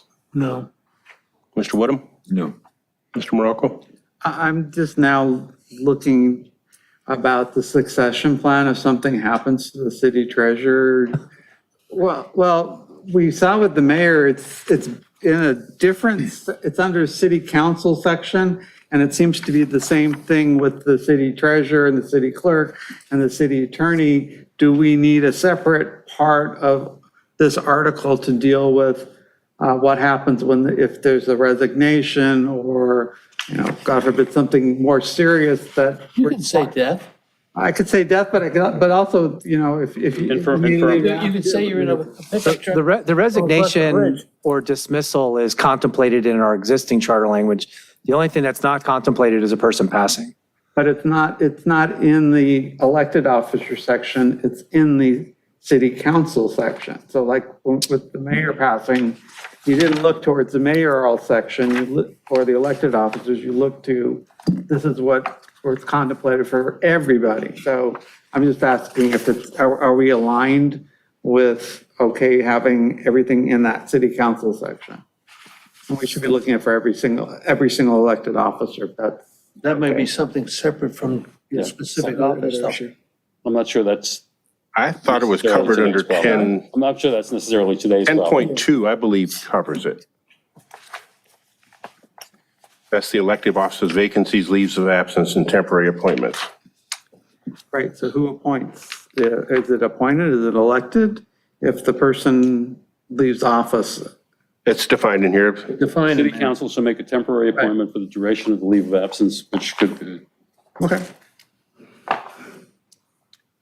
Says It should elected leave a- offices, so I think that covers.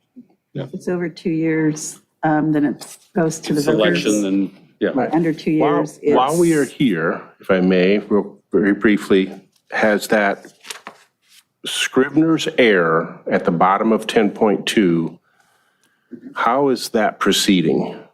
At the very last line, it says his office shall become vacant and shall be so declared to the city council. That's what we have in our current versions. yeah, I haven't had time with, And what we found that was what was voted upon and actually recorded by the state right, shall be declared by the city council. that was prior. Yeah. Are we making progress on We getting haven't that? made progress. We're we're just, getting- I mean, it I think came we're up. getting off topic. I think We the are, city but I attorney was knows- reminded that that was, The had city attorney happened here. knows that we just haven't gotten there yet. Okay. We're just with some other issues. There's some other, Nothing from Ms. Ryan? Mr. Pinsler? No, I'm fine with how we discussed it. Okay. You're good? I am good with that as well. We can move on to the second item of this, please, Madam Clerk. Eligibility. And these are new proposals from you, Mr. Treasurer? Yes, this is new based on the discussions that we've had here. I took notes of the discussions and brought back some suggested language. I would encourage that these proposals, should the committee's vote be to recommend eligibility requirements, that the eligibility requirements be bifurcated from the other charter changes, that it would be proposed as two separate items rather than one separate item.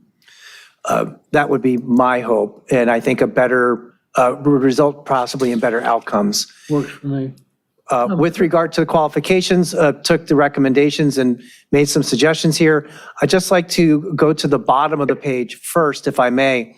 Where it reads, 4 or more years of experience working with governmental accounting, financial markets, and investments policies with certification as California Certified Municipal Treasurer, certified government investment professional, certified public finance officer, or registered investment advisor. The designations that you see there, the first three, are provided by various financial professional organizations within the state. So the first one, the California Certified Municipal Treasurer, is offered by the CMTA, which is the California Municipal Treasurers Association. And the Certified Government Investment Professional is offered by the Government Investment Officers Association. And the Certified Public Finance Officer is offered by the California Municipal Finance Service Officers Organization. And do you have any history on those as far as how long they've been in place? And because we're looking at the issue of could the charter outlive these? They could, and what I did include here would be or designations from successor organizations, possibly, such as what we had again with the Harbor Commission. You had HAPLA. There's a successor organization. It might be considered the King Harbor Association, their Pier and Lease Association. So either if you make it specific, that's why I didn't name the organization. I rather name the designation. But you could always include language or similar designation by a state recognized or state accredited professional services organization, something along those lines. A registered investment advisor is a designation or recognition of a person who's passed regulatory exams. That's unlikely to change. But the other designations I see could change. The reason that I added the 4 more years of experience with governmental accounting and so forth was when you have a person, and recognizing what Mr. Woodham and Mr. DeWidziak discussed last time, they might have a college degree in finance, they might have a college degree in accounting, but not experience with investments. So just to be clear, your proposal here is the or is not being presented to this body as one of these or one of these. You're proposing this entire language would go into the charter? Yes, for eligibility, yes. Okay. Correct. And there are some cities that have the eligibility requirements and many others that do not. We discussed, I think it was Alameda. And then there's the city of Alameda, and then there's the county of Alameda.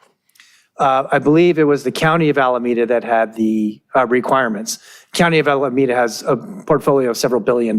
Counties have different. Right. So is this something for the charter to have in there to I think have so. as a minimum? Or is this something for the voters to decide based on the candidates that are presented, who has the better qualification? I'm of the mind that it's important for a person who is in this role to have some experience with regard to investments, that they have a background in investments. There is a fluidity, there's a lingo, there's a number of different things that happen in markets, the way that markets work, that you really want that person to know about rather than learning on the job. That's not currently the situation. The voters can make that determination, but would you rather have this added as a requirement? We have that for the city clerk, we have that for the city attorney, we don't have that for the city treasurer. Quick Where question. would we put it? Would we put it at At the bottom of city treasurer. the bottom of That would be, city? that would be a separate section. See, yeah, it'd be a separate section. So how would we make this, how would we Why would it bifurcate need this to be on a separate section? on Because if a, you're going to have 2 separate items to vote on, Right. they should be separate from each other. Exactly. So there should be a separate we have to section. do some renumbering here? Yeah. No, it can be No, because to 2 goes to city attorney. 11.15 or something like that. Yeah, or something. It's got to be something Or different. 0.11. Yeah. Right. Madam Clerk, do you see any issues with presenting these as 2 separate? No. They're not considered competing in any way? That I'd have to ask the city attorney, but Yep. I don't see, it would just go right underneath this. Charter Amendment 1, Charter Amendment 2. Right. So both could fail, both could pass. one or the other could pass and the other fail. That's great. That's true. And we just need to assure that they were completely independent. I think I would be my suggestion, to have these, if it was a recommendation of the committee and the city council to put this on the ballot, that they be two separate items. Two separate aspects of the report. And also it allows the city council, if they wish, to decide to put one on the ballot and one not, and not have to break it apart. Right. Right. But they should When be I'm two- saying two separate items, I'm talking about the specific existing charter amendment language and then this proposed Yes. charter amendment. But we're trying to figure out where where it fits in here. It's got to, it fits in. Numbering is tomorrow's problem. Yeah, that's tomorrow's problem. Well, normally next the month. eligibility That's next requirements are month. included in the section. That's true. That's It could be 1A, Right, well, it's got, well, I don't know if that's correct numbering. whatever the numbering is, I think is, we don't want to go through and I don't- have a charter amendment that changes all the numbers. Right. I got that part, but I don't see another one in here. inconsistent. Just looking through, they're It all would be- point ones. Yeah, How is it listed for the city, the hours for the city clerk, or what are a subsection 19 has, of it? 19 has, okay, so we're good, we can do that. 19. In the city attorneys, it's in the preamble, the first paragraph. With the city clerk, it was a separately enumerated item. Yes, but you see, that would be a different charter amendment. I mean, it would be blending the two together there. See that? Okay, sure, I mean, Oh, I see. So do it as a separate, but we do have items that are not contiguous in terms of what they deal with. well, I'm just looking, offices, yeah. yeah, I understand that, but verbiage doesn't really, we can talk about it all we want. Yeah, And we don't have to talk about, it's not going to go on the ballot right away, but at least the council will have the language. We have to have this done by next Provision. month. What? We have to have this done by next month. No, I understand, but the council is going to be taking everything and they can go figure out the numbering. And in the meantime, yeah, we don't have to figure out the we don't numbering. have to figure it out. We just Okay. need to be able to start drafting our report. We have a whole nother month to contemplate what the numbering should be. And that's an easy thing to throw in to the final version of the report. Yeah, I think that's the more, yeah. All right. So a part of it I would point to was at the very beginning, this was language in part based on another ordinance, another city. To become and remain eligible for city treasurer, the person elected or appointed, whether or not you want to have or appointed there is a question, because we have an elected city treasurer. I just think the occupant of the office, because, To become and remain eligible, the city treasurer shall. Right. yeah, Yes. are any of these do any of these require updating? Is the remain eligible appropriate here? Do we need that? Are there things that need to be re-upped annually or? With an elected treasurer, I don't think you have to have remain eligible. Yeah, that's really my question, because if you have a bachelor's degree, you have a bachelor's degree. But those designations, CFA is different. you when did you need, get decertified? you need to maintain a certain number of hours for continuing education, like you would as an attorney. Okay, so there are ongoing requirements to For keep those up to date. For the certifications that are listed below, and for the CFA and CFP that are listed above. All of those require continuing education. But once the person's elected, they would then need to obtain those certifications again or get back in good status. And as we've seen in the other ones, is this something the city clerk is monitoring to make sure that they check off that box? We'll have to revisit the clerk. I would think it would be simple for most of these things to be verified or validated for the clerk's office. All of these things, a person's degree can be presented to the city clerk from an accredited university. The designations, you receive paperwork for those, and then for all those designations. For the registered investment advisory, you're assigned a number from FINRA as a registered investment advisor. So those are pretty easily vetted items. If a requirement here did lapse, what's the action? Well, You're no that's why longer you, eligible. it would be for the reelection rather than remain. So striking remain. Okay, so you're talking about striking remain, to become eligible, Yes. or to be, well, The city treasurer shall have. Simple as that. The city treasurer shall have Shall have? these designations. A bachelor's degree, a designation for 4 or more years. but to remain in office at all times? To be elected or remain, or. Because that remain in goes office. back to the question of, what if one of them lapses? I mean, does that mean, that doesn't mean they're Let's say- automatically out of office? What would happen if the city attorney, if for some reason the city attorney loses his license? Lynch him. Is he no longer city attorney? Yes. You can't He practice law. can't practice law? It falls back to the discussion about residency. No, it's not residency. Well, It's a similar thing, though. The connotation is if you don't have one of the things, you can't be in office. But somebody has to kick you out of office. There would have to be an action. So you would, what that action is to remove a person from office would be covered by other portions of the charter. Warranto, right? Like it would be for city council. If a person ceases to be a resident, using residency in tongue in cheek, if a person ceases to be resident or is actionable moral turpitude or whatever it is, there's a city council action to remove that person from office. Okay, so your original proposal was to strike and remain eligible. Mr. Pinsler, you had a different proposal? No, I just said the city treasurer shall have. How about shall have and maintain? Shall have and I'm maintain. interested in prolonging the discussion.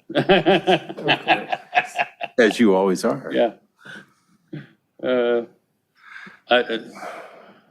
why don't we Yeah. take a vote of whether Yeah. we want it separate? Do we want to move forward with it just so that we can at least get to the writing part of it? Can I make a motion that we separate these two items and present both to the city council for their inclusion, whether they want to include both, and they should be separate items presented to the voters. Second. And if I may, before you move forward with that, to the chair's point, do you want to address the idea of successor organizations?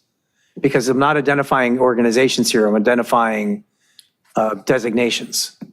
I think that gets very complicated over time. All right. It's hard for people to understand that, I would think. Okay. It's already very wordy right now. Yeah. People aren't going to understand these certificates or these certifications.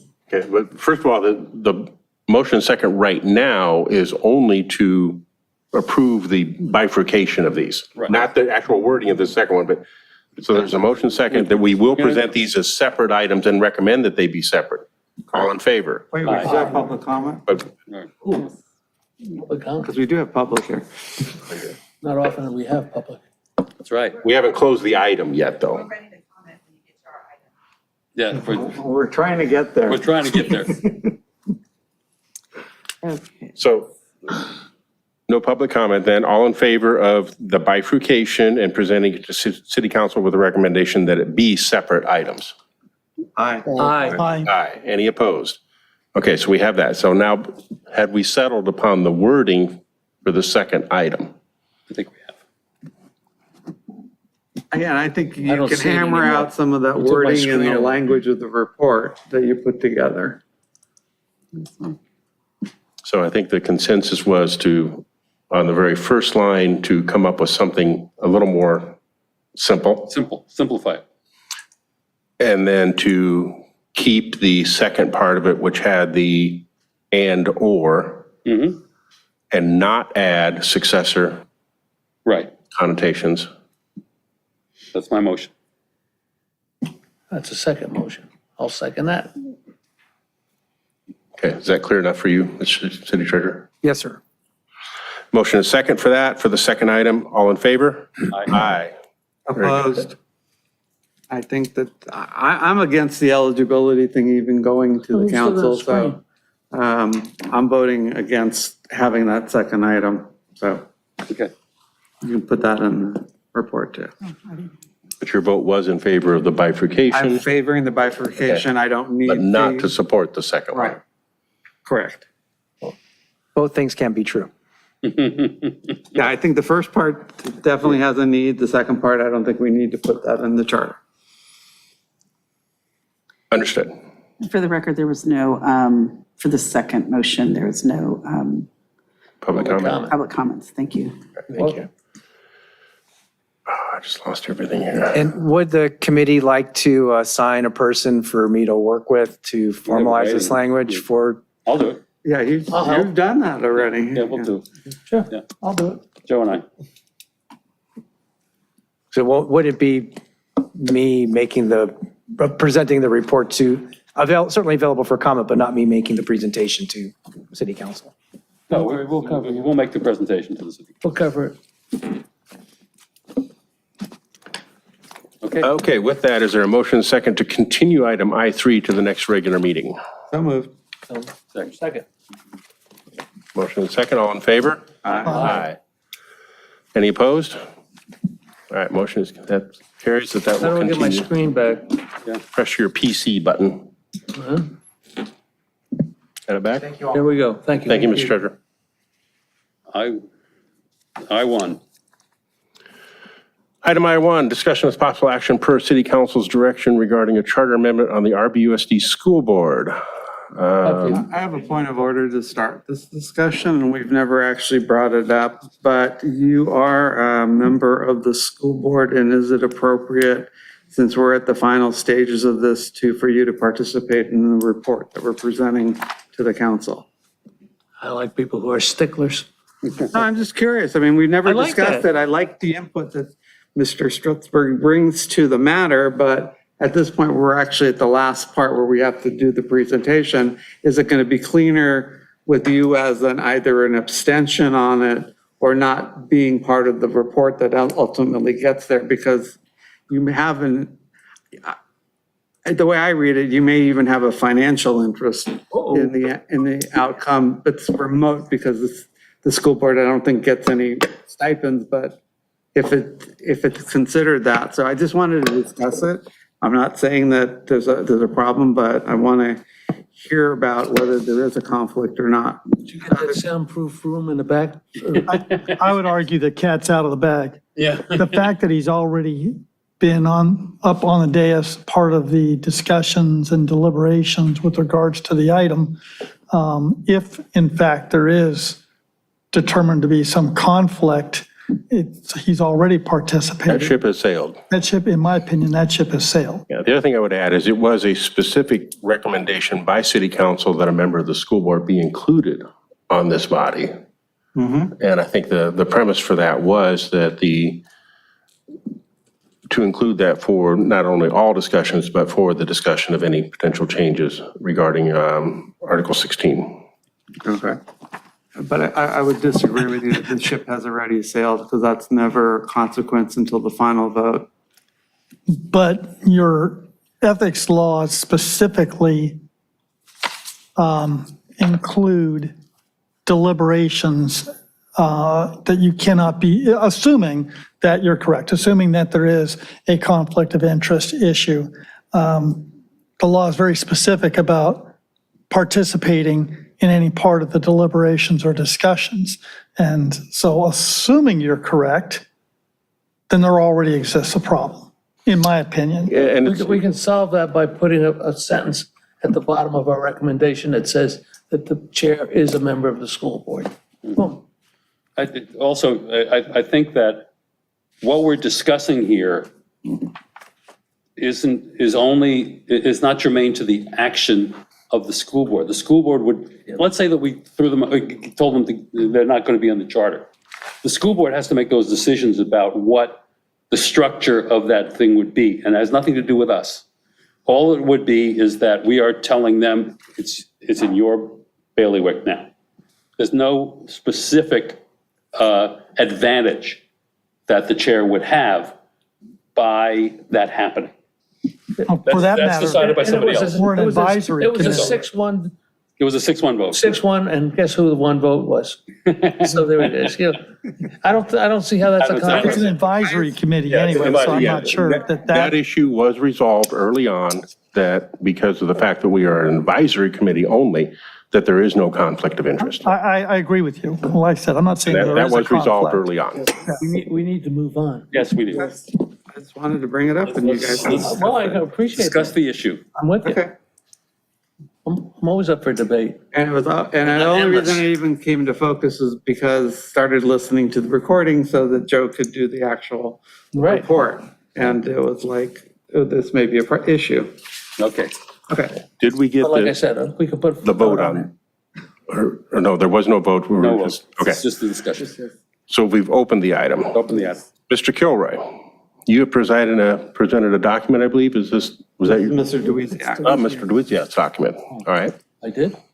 this is for the school board. You listened to 4 You hours. can't remember. Well, Eleanor, when is there public comment on this item? It will be as soon as we start. Okay, As soon as he introduces the item, I guess. excellent. Yeah, I didn't write that. Not me. Okay, understood. Yeah, the thing that I saw that was missing here was the earlier actions that were taken, that in the original report to council, we were a 6-1 vote to present to the council to move to a by trustee area format rather than at large.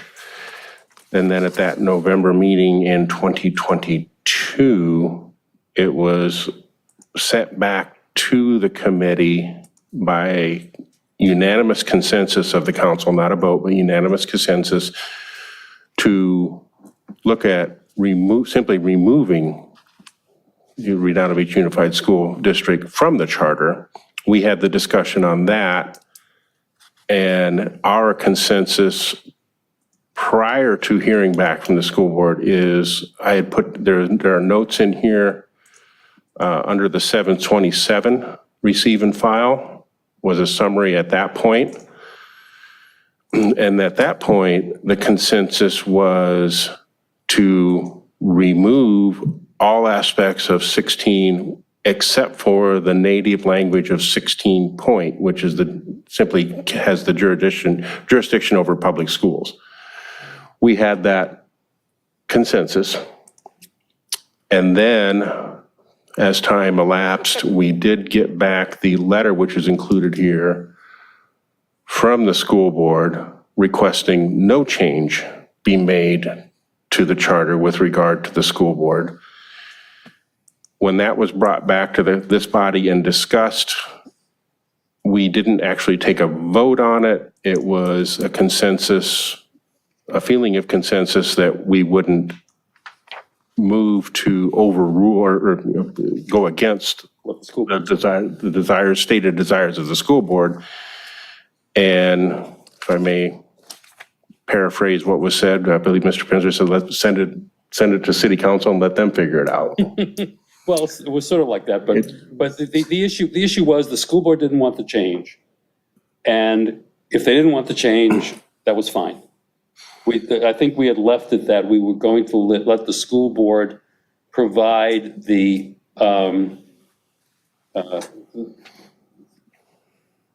what their opinion was on this, and that we were not going to oppose what the school board was saying. And that's what came to us, and that's what we said to the council. That's what we sent to council. Council said, if the school board doesn't want to do it, we're not going to fight it, basically. I thought they came up with a proposal that we needed to see if we can take out the whole thing. That was From the two- original proposal. Has this item been opened? I'm sorry, Yes, it ma'am, has. can you hold? Yeah, but has that? Please item been hold opened? until Yes. we take public comment. Yes, it has.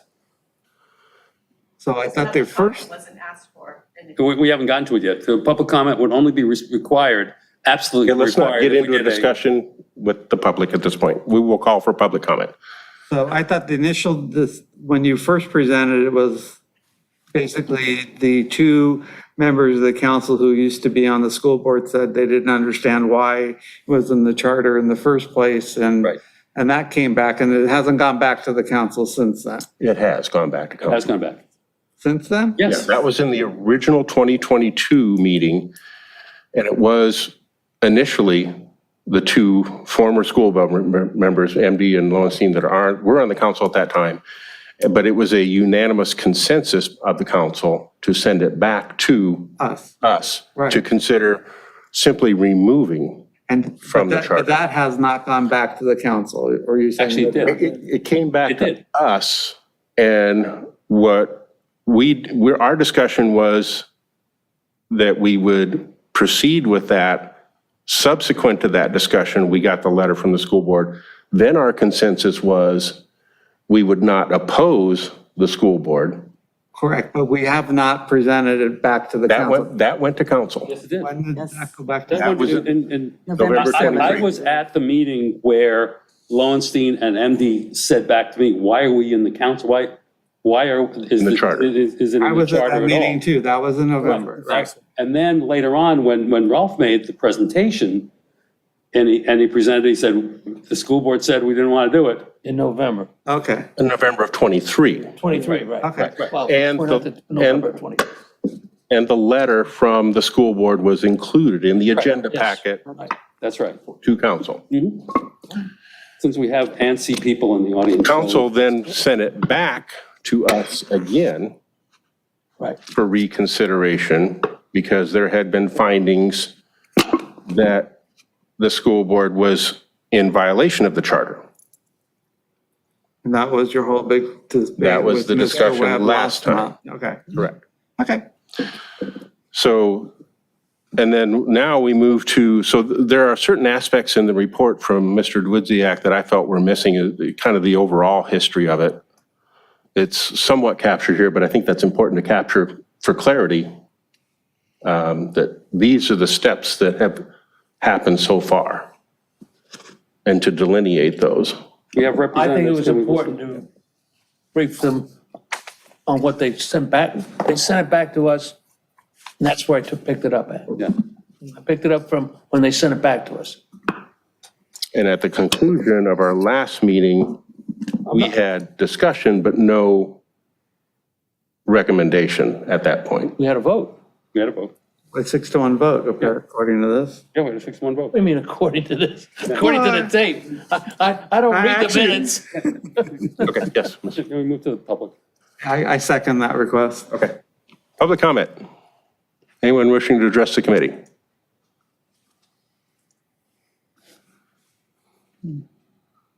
Hi, good evening. I'm Nikki Wesley. I'm the proud superintendent of the Redondo Beach Unified School District, the district in which you are talking about. And I think it's important that this advisory committee is aware that the board, which is a majority of the members, has had several workshops to discuss whether or not there should be amendments or removal from the charter. And they have discussed this clearly with our council, with your council, and they have come to a decision that they do not want to be removed from the charter. They do not want to be by trustee area, and they have written you a letter to this regard. And we are coming to respectfully ask that you respect the wishes of the board. And I understand that maybe there's some history where there were different opinions in the past, but it is March 28th, 2024. And I'm telling you currently, the board wants to remain in the charter without any amendments. And should that change, they would write a letter to you and the city council stating that. I'm also on a subcommittee with the city council, and I've asked them directly, who is directing the advisory committee to have these conversations and to make a recommendation to either remove the district. And it seems as though nobody can give me the answer as to who from the city council is making these directives as it's stated here. Because it appears as though there is no directive, and it appears as though this advisory committee may be acting because one board member wants it to be a certain way while the other 4 board members want it to be another way. So again, out of respect, I'm hoping that you will adhere to the recommendations and requests of the board, and you simply, as you voted in your last meeting, allow the board to make their decision, allow the board to give their opinion and recommend to the city council that no changes be made in regards to Article 16. And again, I still would like to know who's directing you to have this conversation, because no one seems to be able to answer that question. So I appreciate you listening. I appreciate you taking the time, but I think at this point you can move on to another item because the district does not want to make any changes.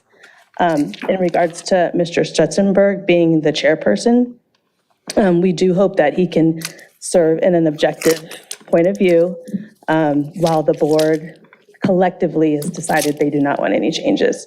So with that, I will remove myself from the speaking. Have you read the, Yeah, can I give you a copy of if the committee is fine, I'll give you a copy of the report, which the last line says, and it's bold and it's underlined, saying, no action is needed or warranted in 2024 or in the near future.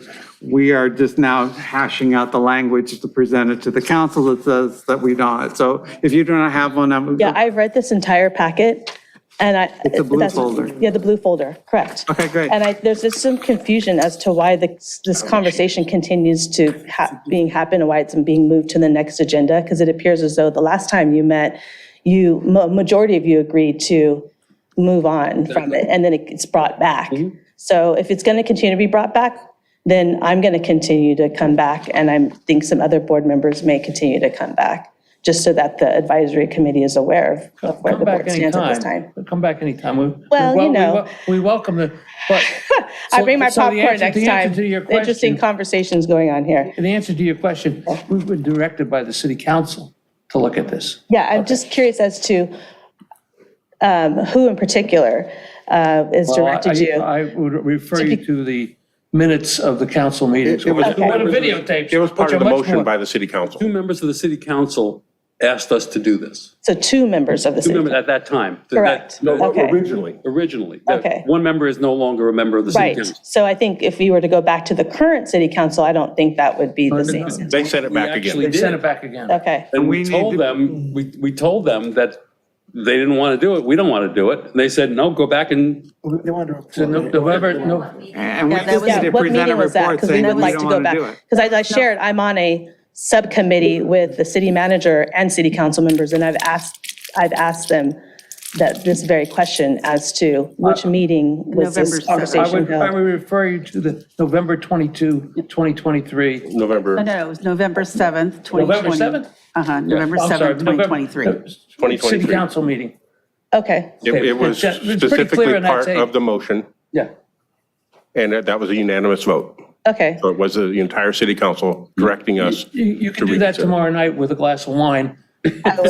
sitting in Yes. front of your TV. right. Okay, so in the meantime, I think we've made our I think point. we're on your side. Great, great. Well, 6 of us are. We have to tell the council that we do not think anything should happen. That is still our prerogative to tell them, we've considered everything Correct. and we don't think it needs to Correct. change. And I can speak to city council members as well. So we would hope that you would tell them that there should be no changes and then let them decide from there. And we'll talk to them as well. Thank you. Okay, thank you. Thank you, Dr. Wesley. Sorry you had to wait. Oh, it's okay. I have to write my Friday. Okay, so with regards, I have, Public comment? oh yeah, I have still Any other someone on Zoom. any I other don't know if comments? anybody else, does anybody else want to that speak? enough? Okay, so Steve Chesson. Go ahead.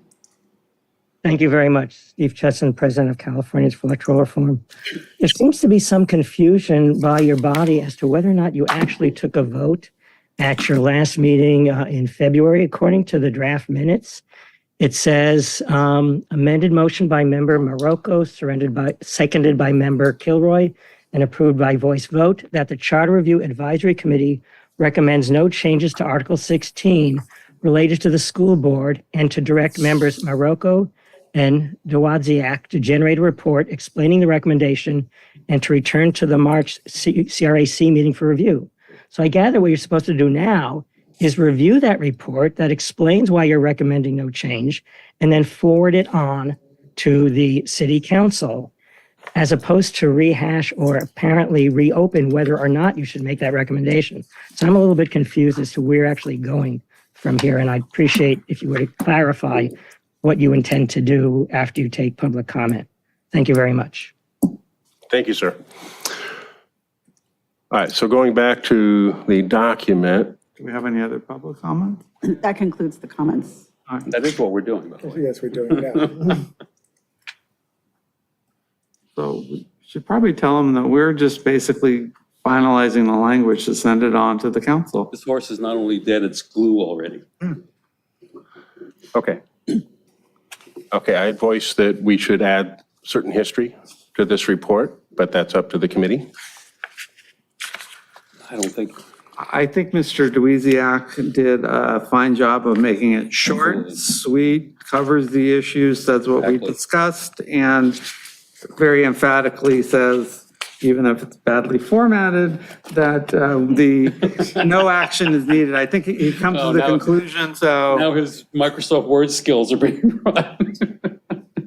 But I think it does a good job of just completing the circle on I'm it. still a word perfect guy, so when I have to work with Word, it's a whole new world for me. Oh, there is a numbering thing on question, on page 3, because it goes 1, 2, 4, we're missing 3. Okay, well, But that's the only thing I can see there. okay. Okay. I can send an amended copy, or we can just see if anybody else notices that. And like I said, I got a C in proofreading. Is that an actual class? It is, for me, for remedial, yeah.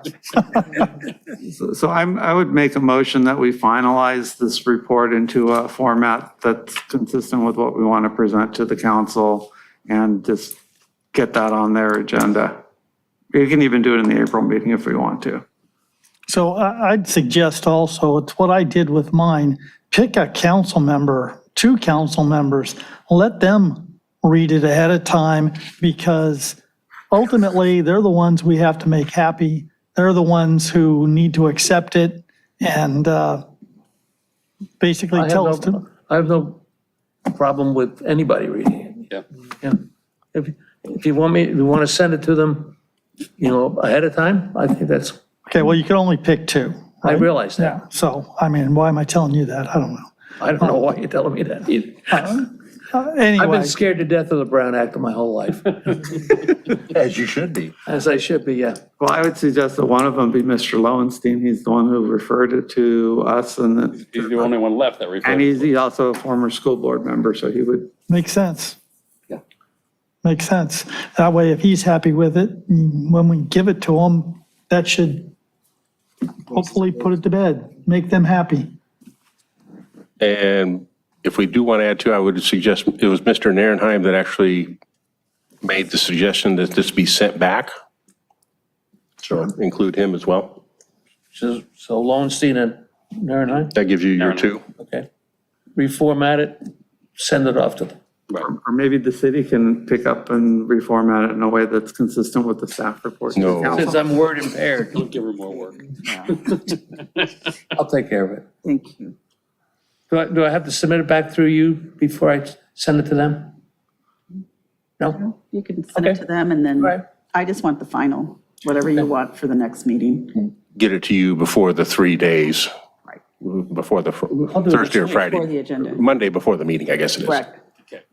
So that she can incorporate it into the agenda rather than having it be a blue folder item. Meaning For the next meeting, yeah. Have it to her by the Monday Monday. prior to the Oh, meeting. yeah, yeah. I'm going to do this week. Oh, that's, Or next week, excuse me. okay. I think I made a motion. I don't know if there's a What second. what was your motion then? That Receive? we approve the language and then forward it on. Well, Second. we've got to have language come back to us, though. What No, language? we don't. What? We provide, I'm just going to reformat it, that's all. yeah, just reformat what's Yeah. there. What's there is fine. Okay. And he's going to, and I'll take the friendly amendment that he provides copies to Councilman Lowenstein and Narenheim so that they can get feedback on that. Right. If I send it to you guys, then it's going to be a Brown Act Brown Act. violation. No, you have to send it. Can't have that. At that point, you send it to me. All right. Okay, even though you already know what it looks like. do we want to continue this item to the next meeting? No reason to. If we close it out now, that's it. Close it out now. That's my motion. Second? There's a second. Motion second. All in favor? Aye. We've already had public comment. Aye. Okay. You can sleep well. Get back to the agenda. Moving on then to item I2. You're not leaving, there's only another 2 hours left. Finally, new item. You're welcome. Have a good Item night. I2, discussion of possible action per city council's direction regarding a charter amendment on whether the city attorney position should be split into city prosecutor and civil attorney. Yeah. I think if I could, we decided, I believe, that this was not an area we wanted to move forward with. And that we voted that we were not going to, we should tell the council to not move forward in this area. I don't think anything has changed. Anything? The thing that I saw that changed was our original, what we took to council last time was about bifurcating to 2 electeds and our recommendation to not proceed with that. What was sent back to us was the consideration of bifurcating to 1 appointed and 1 elected, having an elected prosecutor and an appointed, instead of using the term city attorney, civil counsel is what Mr. Abaji used. So that is what was sent back to us. But the process that we were told that we needed to go forward with was to make them both elected and then turn the elected into an appointed. Correct? That was only from elected city attorney Webb. Oh, I understand that, but that was what was on the table. That was what was put on the table by elected city attorney Webb. That doesn't mean that's the only thing on the table. But in order to change the city attorney's position, it could not be done at this election. At the March election, correct. So that would have to be. Well, the question was posed, could it be done and be essentially post-dated, deferred would be a better word, yes. And that we don't have the answer on yet. And if we don't have the answer to that, then we can't move forward with this item.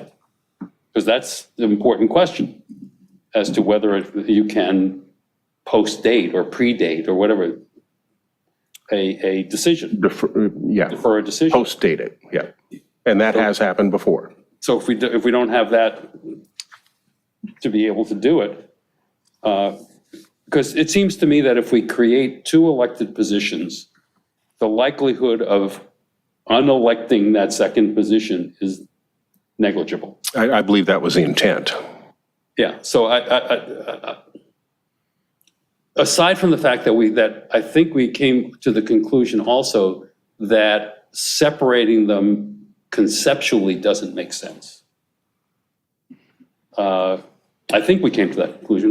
Yeah, I'd like to chime in on that because that's my recollection, is that there was, call it logistics, if nothing else, or separation of duties, but there was the bigger factor, from what I remember the conversation, was financial as much as anything else.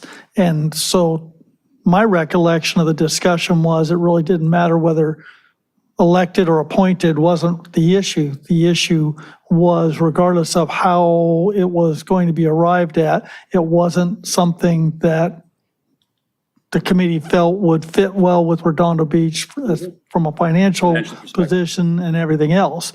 So, yeah. And I think your memo dated February 22nd that's in our materials actually delves into the analysis that you're just talking about. So I think it's pretty comprehensive about talking about what we presented before and discussed. So I think that's a good starting point for our discussion tonight on, because I think this is pretty comprehensive. The thing I didn't see. I have no changes of heart on this thing, so what I wrote before is where I stand right now. It's the second page of that report talks about the bifurcation of positions. There's a whole page. What I remember reading through that, I'd have to go back through it again, but when I did read through it, I didn't see it clearly delineated that this was whether it was bifurcating to both elected or bifurcating to one appointed and one elected. Frankly, I don't think either one of them, But that's what needs to be clarified in the report. both of them fit under the same category from the financial perspective and also from crossover of duties. I think I might have had it in that, but to tell you the truth, my head is partially still in New Zealand. But there were people who would be working for both entities, and that's problematic to me. And that's If you understand what- that's a conclusion you came to on page 3. Okay. You talked about that we looked at the issue of 2 elected ones. We decided that we would not recommend putting 2 elected ones on the ballot. The primary rationale was it would create something financially burdensome and potentially lead to jurisdictional issues. That's, So I think you've already covered that in your report or in your memo. and if you'd like, when it's presented to the council, I'll make the presentation. What we didn't address, though, that I think I mentioned the last meeting, is that Mayor Light's position is that the appointed one is by the city manager, not by the council, which I think as a courtesy to our mayor, we need to throw in a sentence there that we discussed it and we're not of that opinion. True, but I think the issue that we first started with is the voters should have a chance to go appointed versus elected. Who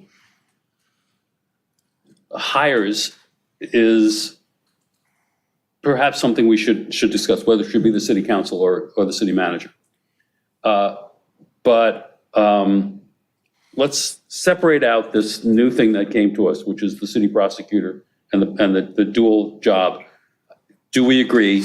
And I think the last time we voted that we do not agree with that position, correct? We were asked to look at it. We looked at it extensively. And we said, And we said no. okay. And you put it in there that we did discuss it extensively, which is a good So thing. now, if you want to come back to the question of our original recommendation is that the voters should get the choice between appointed and elected. We then said the city council should be I believe we said the city council should be the hirer. Correct. That was in the first meeting that we discussed it. And Mayor Light now says he thinks the city manager should be that person. Is that, I guess we should discuss that as a courtesy to him. I think we did discuss it. We just never took a formal vote on that ultimately. We moved on because we decided that model wasn't something we were going to proceed with. Which model? That we would have, I'm sorry, you're No, saying you're if it talking moves about the to original appointed, then it would be. Appointed Okay. versus elected. Okay, It's so that, very simple. that one is fair, yes. Appointed versus elected, we said the city council should be the hirer. You are now bringing up, and properly so, that the new mayor now says he thinks the city manager Subject to approval of the council. should be subject to the approval of the council. It's, that is worth discussing. It should be discussed, Okay, Should be part of the deference to report, him. yeah. in ultimately. deference to him. but we haven't discussed it either. My opinion hasn't changed. I don't think I don't want an appointed I understand. city attorney. Well, Yeah. but I really don't want the city manager appointing the city attorney. I agree with that. Okay, so if you want to just see a little eruption, let's talk about appointing the city man. If you want to see a major disruption to cosmic amounts, tell me the city manager should appoint it. I'm not going with that. But I think we discussed that at the first meeting because I seem to recall bringing it up. Right. Trying to Yes. get that issue clarified. And that's when you guys all decided that the council should be the one. Yeah, I think that was, and probably we should maybe, Do a search of the Reiterate that, minutes, but- yeah, and find it. And the council can always direct the city manager to put together a search. well, I think they do anyway. Yeah. The issue I would see with the idea of having it appointed by the city manager, subject to the approval of the city council, is that it's similar to the situation we have right now, where the city attorney is the only path to getting outside counsel. And this would make the city manager the only path. Because if it wasn't brought forth by the city manager, city council couldn't say, well, we want this Well, firm. he could say, I'm going to give you 3 people, the guy wanting 2 Joey Bag of Donuts. So. But if it's the fourth entity that the council, You listen to Dan Bongino too much. Well, I wasn't here for the That goes first, farther back I'm than sorry? that. for your original deliberations and whatnot, I wasn't here for, but I do echo your opinion. I am not in favor of any form of an appointed city attorney for a variety of reasons. Well, my biggest problem with it is you can shop for the attorney that will tell you what you want to hear. It's my biggest problem with it. I prefer to keep the independence. I appreciate that there's an issue with regards to the charter not allowing any other avenue to get legal representation. I think we can address that issue with a change of verbiage very specifically as it's worded in the charter, which we did talk about, and that's really the only change I'd support. so what was, just to remind everyone, what was presented to the council last time by vote of this committee was 2 options. The first option was to move ahead with transitioning to an appointed and no longer an elected. And we use the new charter section and all the language that came from Mr. Colantuno. The second option that was presented was, should the council not want to proceed with that strike that language within the current charter, leave everything else the same, leave it as elected, but strike that particular language and make that an item on the ballot. And that was our consensus. And we did present that to council. That was a 4-3 vote. Yeah. Yes, it was. So to fill you in, so I'm also one of those people who think it should be elected, but this group decided that they wanted it appointed. I would like to move the report to the council as complete as possible. I'm still believing that it should be elected, but I think we need to present as a group, a comprehensive report of the items that we've discussed. So while my dissent is supposed to still be part of the next recommendation, I think we need to get something, because it was 6-1 or 4-3, it doesn't really matter. We decided as a body that we were going to present the city council with a report, and that's what we need to do. My only concern is we have a mayor who's now expressly said that he wants the city manager to appoint it, and that's the only thing that I think needs to be added to Mr. Pinsler's report at this point. Fair enough. So what do we want to, do we need to make a motion or some to come kind of straw vote as to whether we think that's a viable alternative? I would agree, but let's take out the differences of opinion that we have about appointed versus elected. Assuming appointed, let's just assume that. Should it be city council or city manager? If that's the question, Yes. and We let's need not another deal with yeah, we all just the need rest another of it. Let's just paragraph. deal with that. And you said that you've had numerous discussions with Mr. Light about. I haven't had numerous discussions. I know that his position is that. He has written that. He wrote an article in the Easy Reader about that. Right. So it's not that I've had discussions about it. I know where he stands on it. And Can you summarize his justification for it? that I can't, because Well, I don't think it matters. I mean, we're what sending do we him- believe? Yeah, it's what we believe. And it's, We're going to send them a report. Yeah. And, they're going to do what they want to do. Well, I think it is the consensus here that we would not recommend having city manager. be appointed by the city manager. And I would say that one of the main reasonings behind that is it creates an exclusive pathway, which we know we don't like. Can we make that a motion? Yeah, to add that into. Our opinion is that it be assuming an appointed position, that it be appointed by the city council rather than the city manager. with a reason that was just stated, so that way you at least say we've considered it, and this is what the main reason we're not. Yes. I would add to that justification behind that reason is that the council is responsible to the people. They're the people's representatives. So at least you're getting some kind of connection back to the voters. Maybe not a direct connection with the directly elected city attorney, but you're at least getting the voters' representatives choosing their city attorney. And I think that's a valid point to make as far as the difference, assuming you were going with an appointed city attorney, right? So Making that assumption. Yeah, no, I Not agree. dealing with it. So I guess the question for tonight, at least, is, are we recommending to the council they should put on the ballot a referendum, or, for, yes, I want elected, yes, I want an appointed. And then a separate issue, if elected is passed, or appointed is passed, we put in the reasoning behind that. No, you would have to do that in the beginning.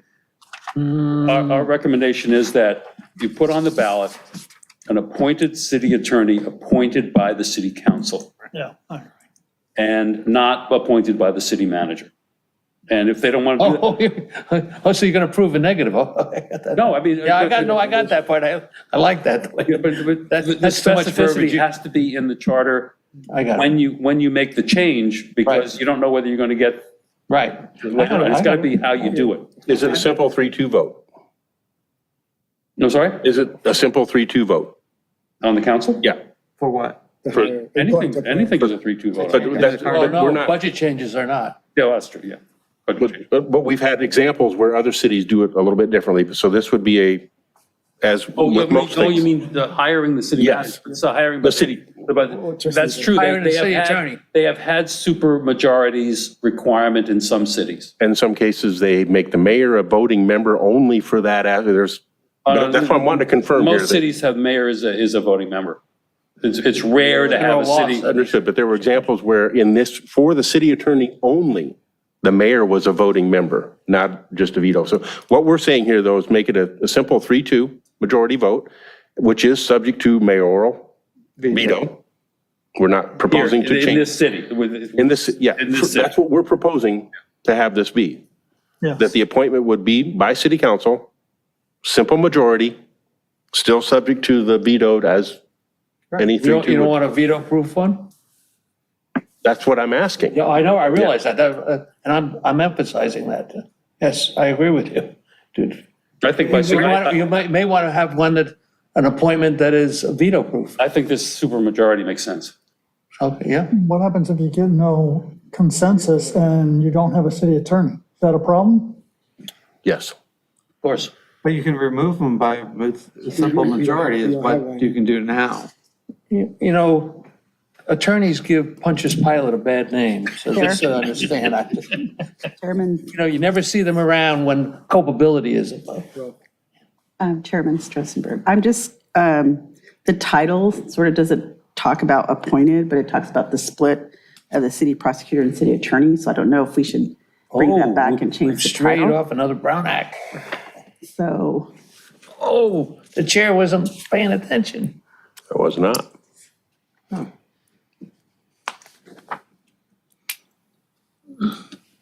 Okay, that will simplify things.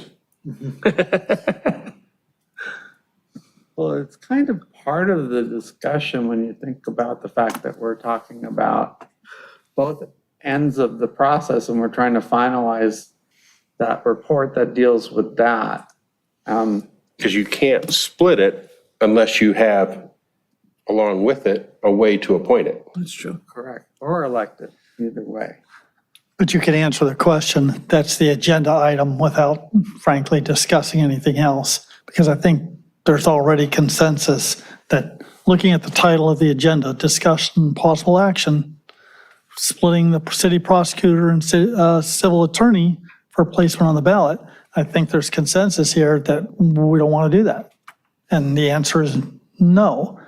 And from an agenda and Brown Act point of view to the city clerk's position, that should end our discussion. Anything else, to discuss anything else should be agendized. Is safe to, that's a safe route, yep. Except Mr. Pinsler's memo, which addresses the item on the agenda. It does. We're finalizing it, and that's, But it's not the title of the agenda item. It's all about the title of the agenda item.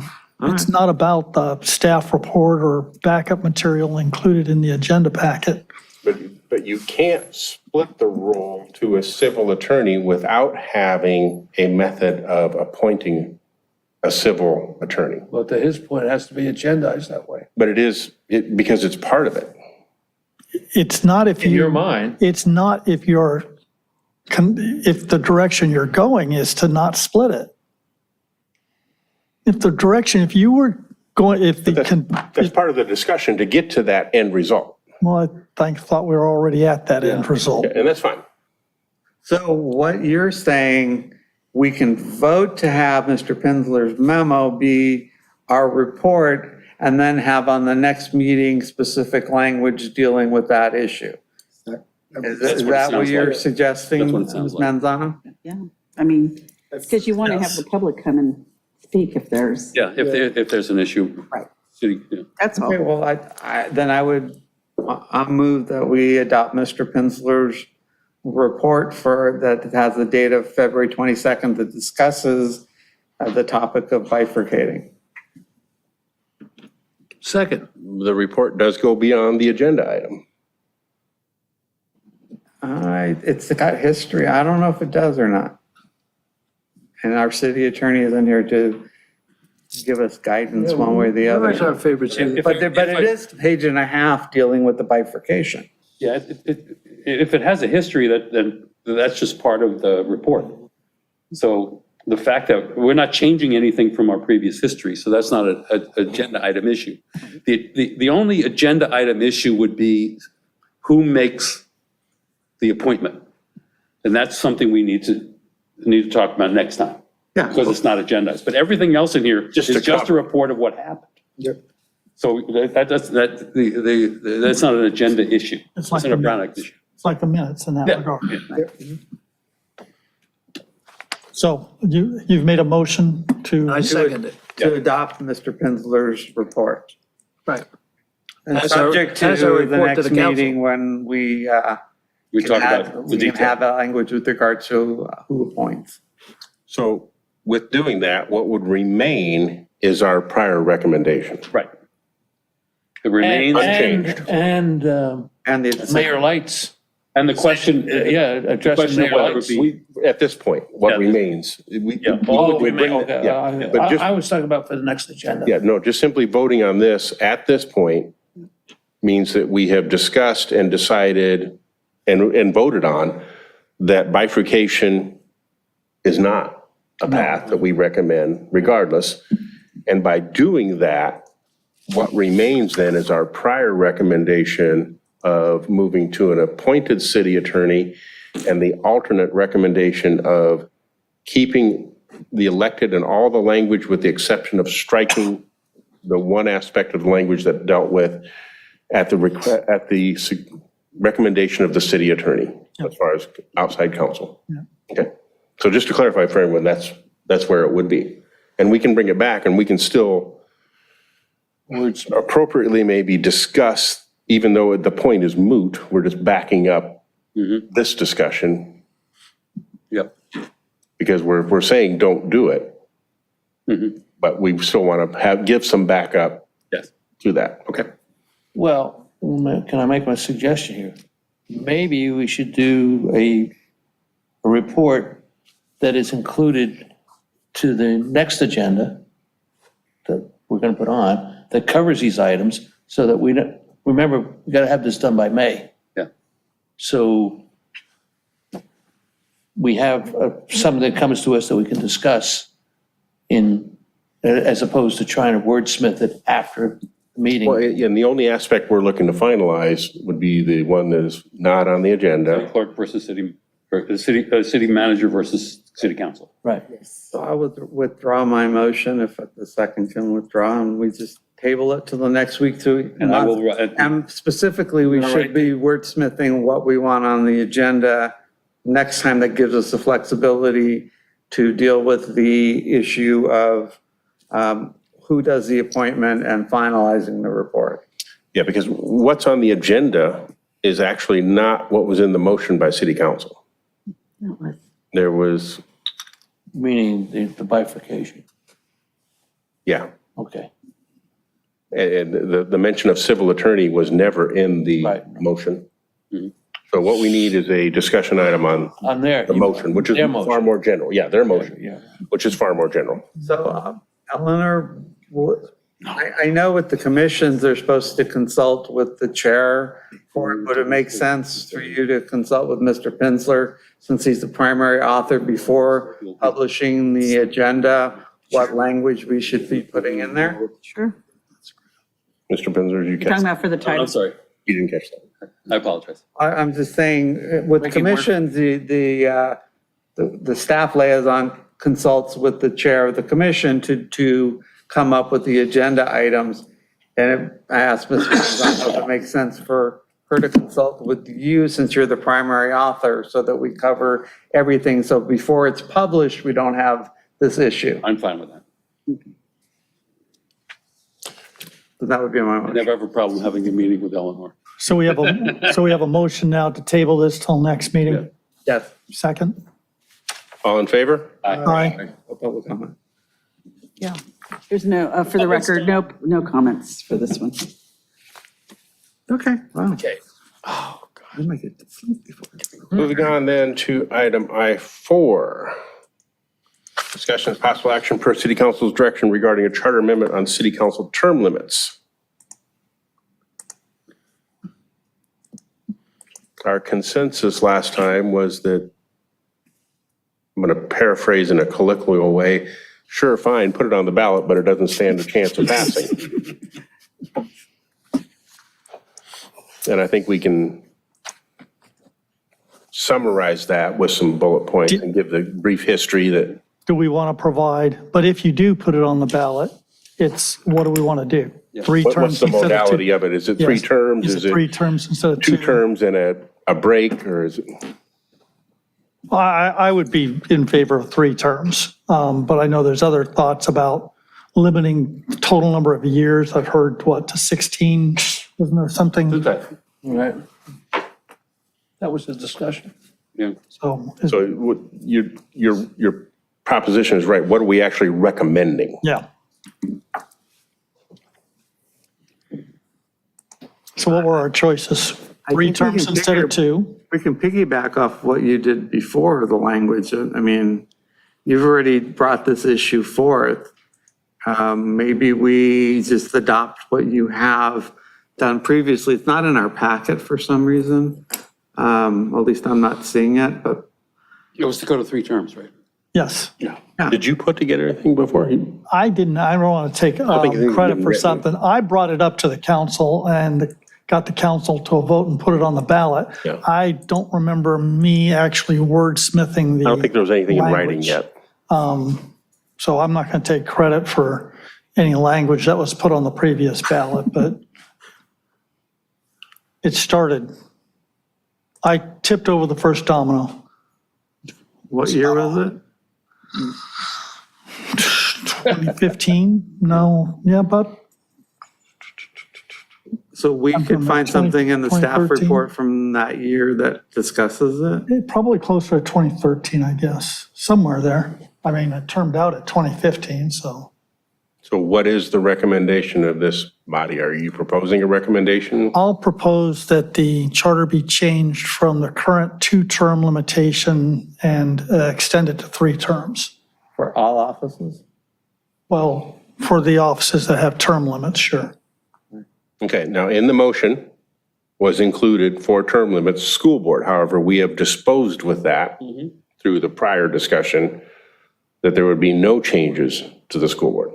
So they're not included.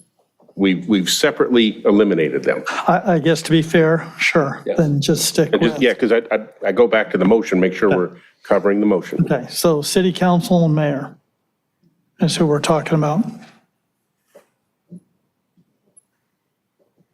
Okay, so a simple change from 2 terms to 3 terms. I think from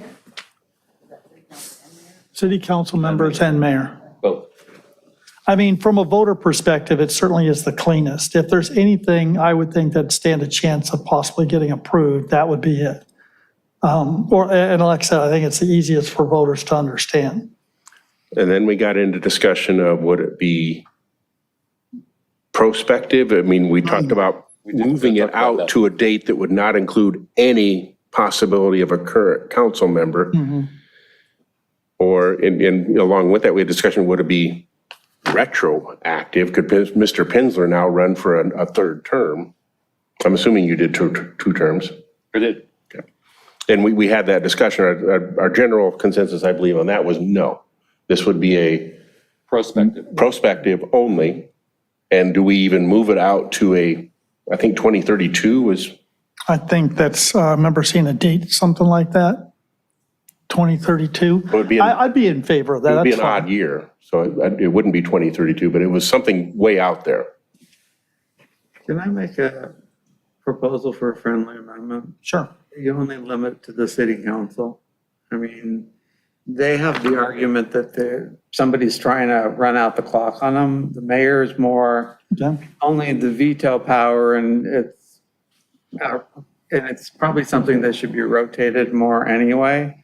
There's always going to be an opportunity there, and just you're talking about being clean. That at least That's way less clean. Is it? If they're elected official, they're an elected official that has a term limit. It should be for everybody. Well, that means the city treasurer. No. Well, that's a whole different story about whether they should be term limited. They're not. So we haven't established that we would put term limits on those. All we're dealing with is those people who now have term limits on them, whether it should be 2 terms or 3. At least that's what you're talking Well, about. I think we should enumerate mayor and city council. Mayor and city council. Right. And when it would go into effect.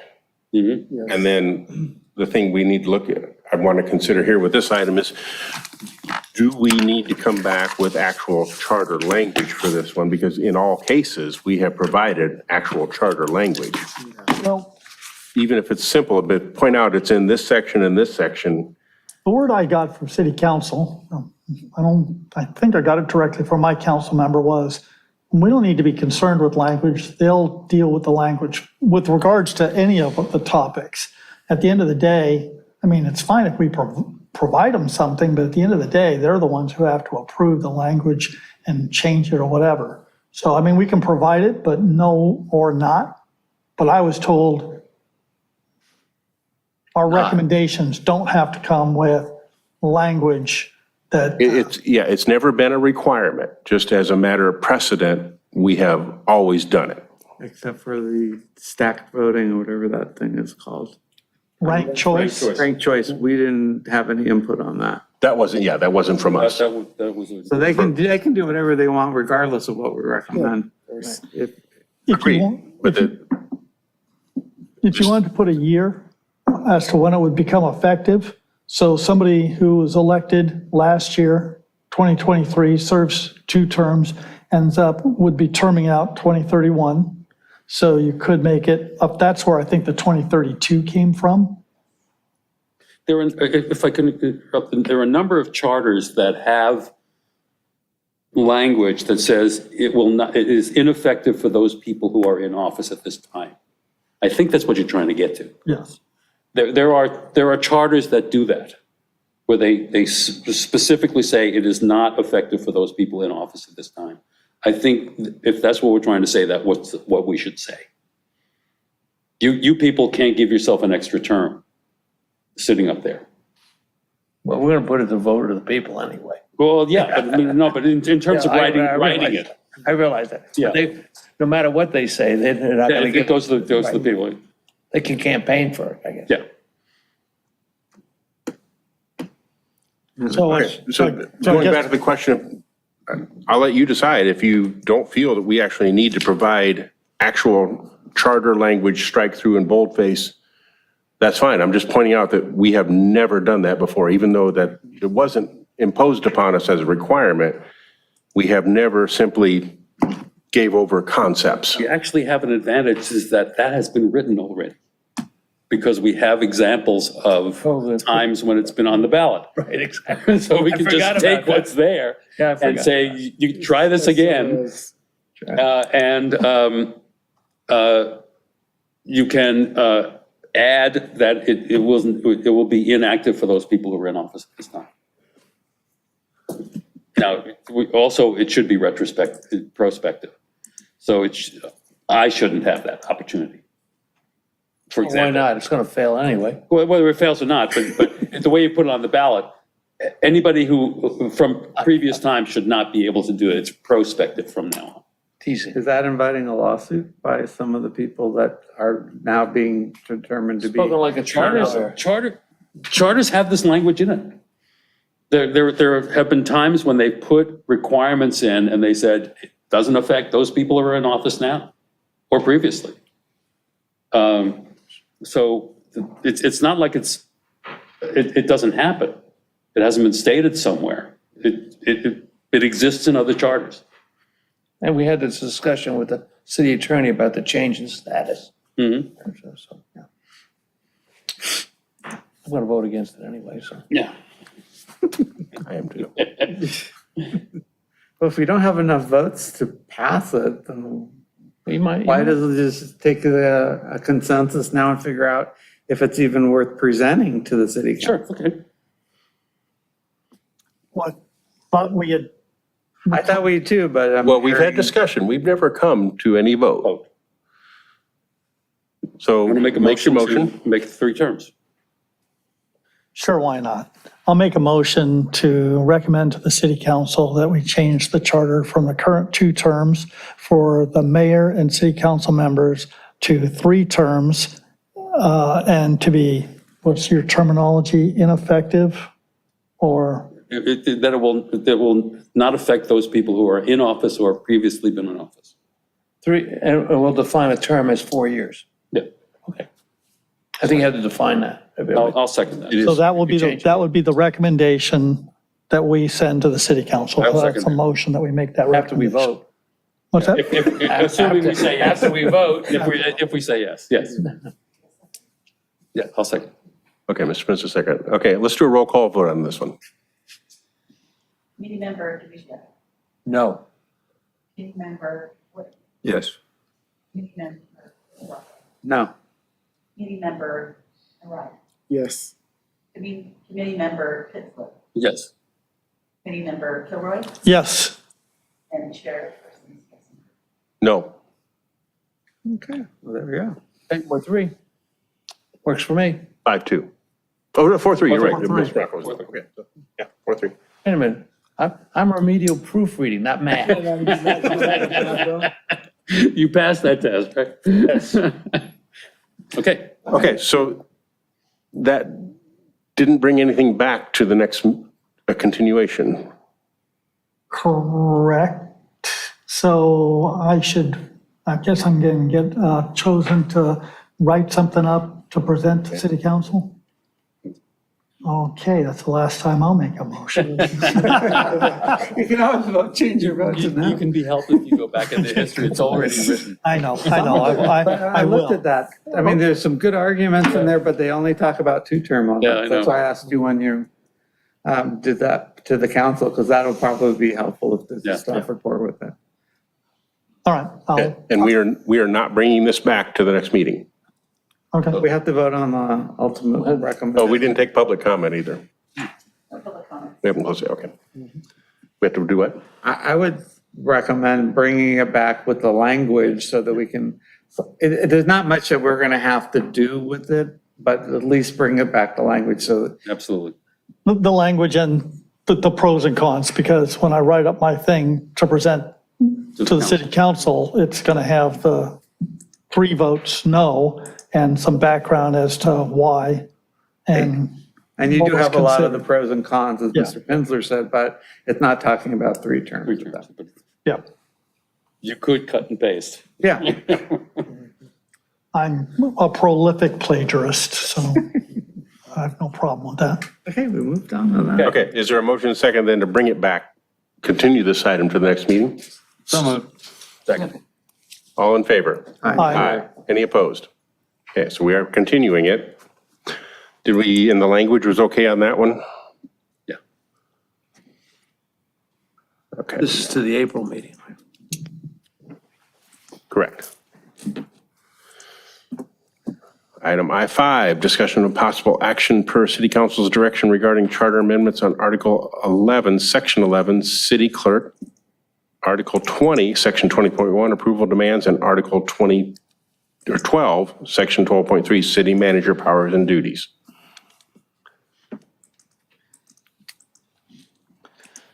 Okay, first of all, I want to apologize to two of my committee members who I said I was going to get this to, and I didn't.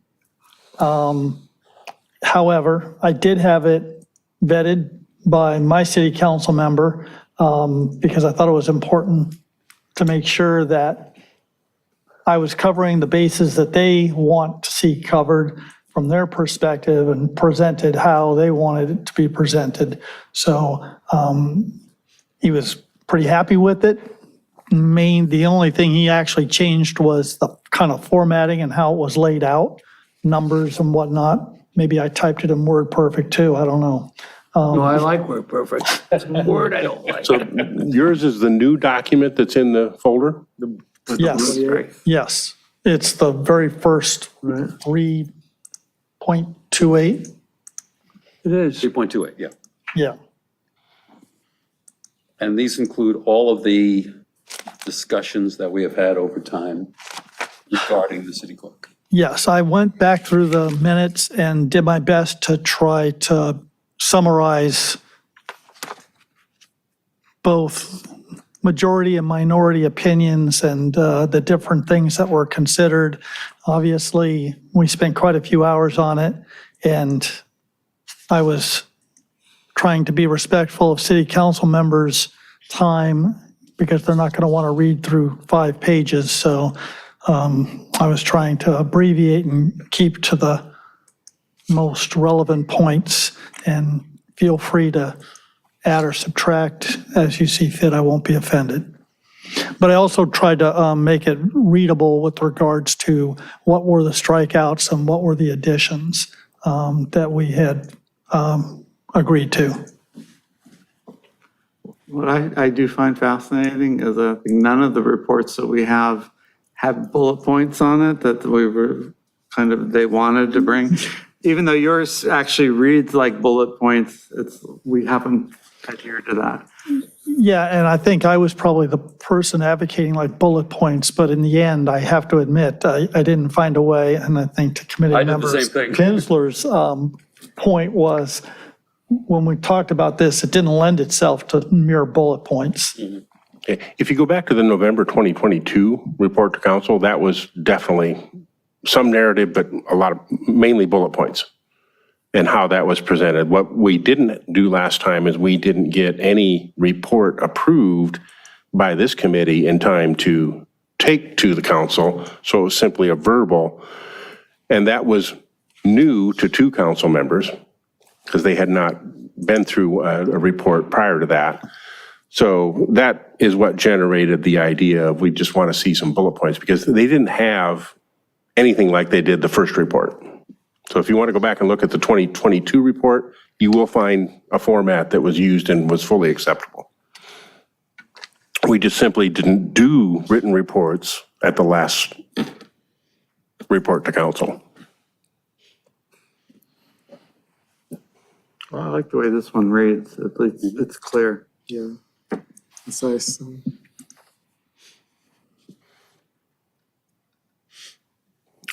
So with that, can you feel like you can put together a bullet point report on where this is? I'd give it to him. My council member he's the one who actually formatted it this way. He was very happy and satisfied with this. And my feeling is if I leave it just like this, it's his banner at that point to carry. And I think that's kind of a winning solution. So I wouldn't change it. Unless there's something of substance that you think needs to be corrected or changed, or I missed something. From a formatting point of view, I wouldn't recommend any changes to it. I would agree. Okay, so that this is the report you're asking for This is the report. committee yes. approval. Okay. The only thing I would suggest, because you do break this up into multiple parts about what's going to be the final look at, what it's going to look like, is maybe have a page that just has a clean version of, I was just gonna say the same thing.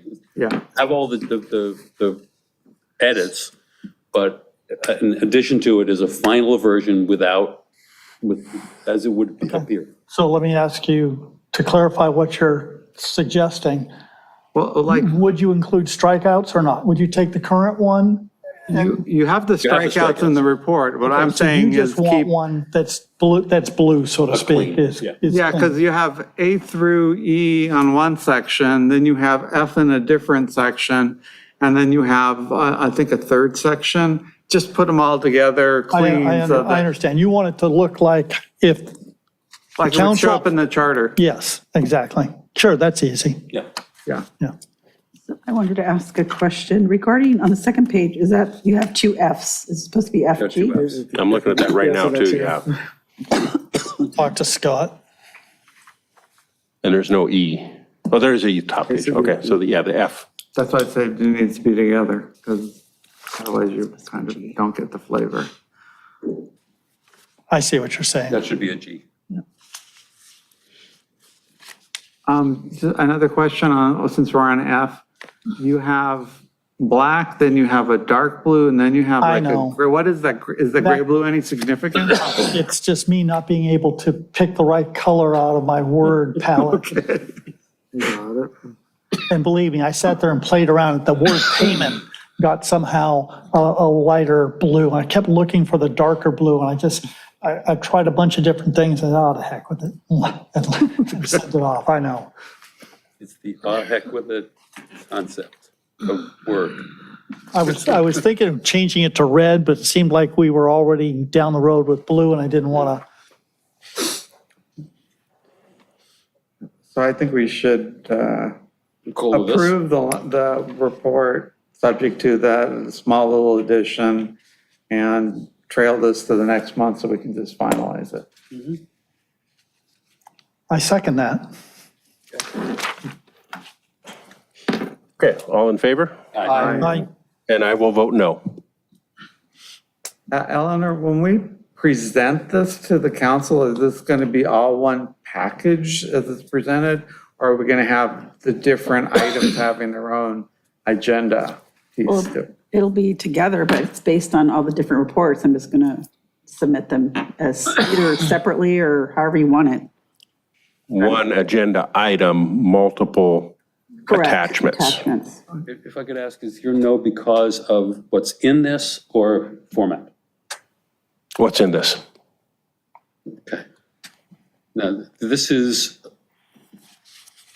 what we have over time come to agree with, I think, right? yeah, that was the idea. Yeah. That we had already voted on. We'd already voted on all of that. So I understand your concern, but you might want to be more specific about what your concern is when this comes out.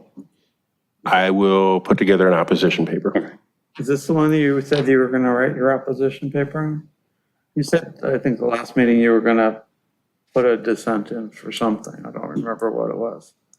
I don't remember. I have issues as well, but this is about getting it to the council. Mhm. And we can present our. It's passed 6-1. Oppositions to it too. Okay. What passed 6-1 is to get it into the final format. Yes, and bring it back. And Next but meeting. that does not preclude having opposition to it. That's all I was voting on. Yep. Well, yeah, there were so many different items as part of the city clerk, from qualifications to job descriptions, et cetera. And there's no doubt that there wasn't 100% agreement with a lot of it. And I was trying to be cognizant of that when I was writing this and express what the overall objectives were and what some of the other thoughts were with regards to that. So I totally respect the idea that there are things that are in here that committee members may not be fully supportive of. If you need me to highlight some additional let's call it minority opinion, or even something about it that you're not completely comfortable with, I'd be more than glad to add that in as part of the background of what was considered and talked about. I really was concerned that I didn't want this to come out as if everybody agreed with everything in it, because I don't think we did. So like where it says here, the changes below are shown what are the finally, with the qualifications vote 6-1. I'm the one on that one. You wanted an associate's degree. Yeah, so you've incorporated that in there. I still would have liked to have it bifurcated out where the qualifications were, like I did with the treasurer, different than the actual changing of the duties, but you've incorporated my dissent onto that. Okay. Thank you. Your question to Eleanor with regards to how this is going to come to the city council, if I can revisit that a second. Eleanor, do you expect all the committee's reports all coming to the city council at one meeting at one time? I don't know. I'll have to look and see how we're going to do that, because It would seem to me that for both their sake and our sake, that if it was broken up into the different issues, city attorney being one, city treasurer being one, city clerk being one, it would allow them, I think, a little better focus. And it could be a very long night if they sit there and try to go through it all at Yeah, one their time. resolution was report back to us in May on the items they listed. yeah, so I think it'll probably be all, Yeah. and then they'll probably want to break it down in a sense of what's going to go on the March 2025 And we election. covered all and I'll last have to- time. We covered both meetings that we've done prior to Right. this. Yeah, I think it's all of them. So we'll do like the skateboard park where it'll be multiple meetings where they ultimately decide. Right. I mean, Okay, so- I don't know what the ballot deadline is, but they have to make their decision if we present it. well, to for them. for March, it's December. Okay. December? December. Oh, they got Okay. 6 months to Well, moving on. Mess with it. So just to reiterate, They can beat our we're going to record. take out the second F and make it a 18 meetings. G. We're going to take That out the was already- second F and make it a G. Make it a G. And we're going to provide what would the charter look like if these changes are adopted? Right. Right. Just put Yeah. it like clean version or something like that. In the packet for this, there is one that I had submitted prior that does just that. It shows the delineated strike through and boldface additions, which I did in blue just for clarity here, but because that's what goes on the ballot.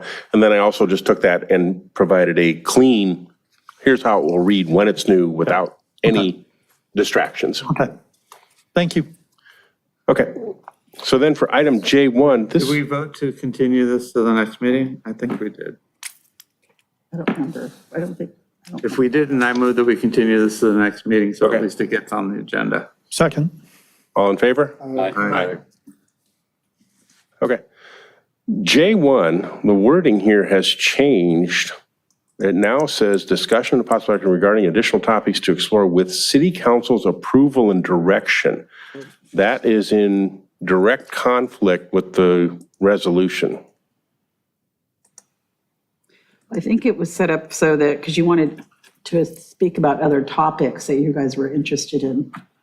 And this is something to bring back to council if you wanted any approval or anything that you still wanted to talk about regarding the charter. What this says is that we have to ask them for approval before we speak about any new topics. That's what I see it as I saying, see. and that is not what the original resolution stated. And that's never been amended.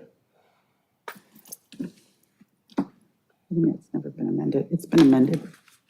When, The language regarding this has never been I have a amended. suggestion. okay. We need to finish the work that we got going. Exactly. We agree to that, but I don't want Before we this to, solicit more. I don't want this to carry forward. Okay.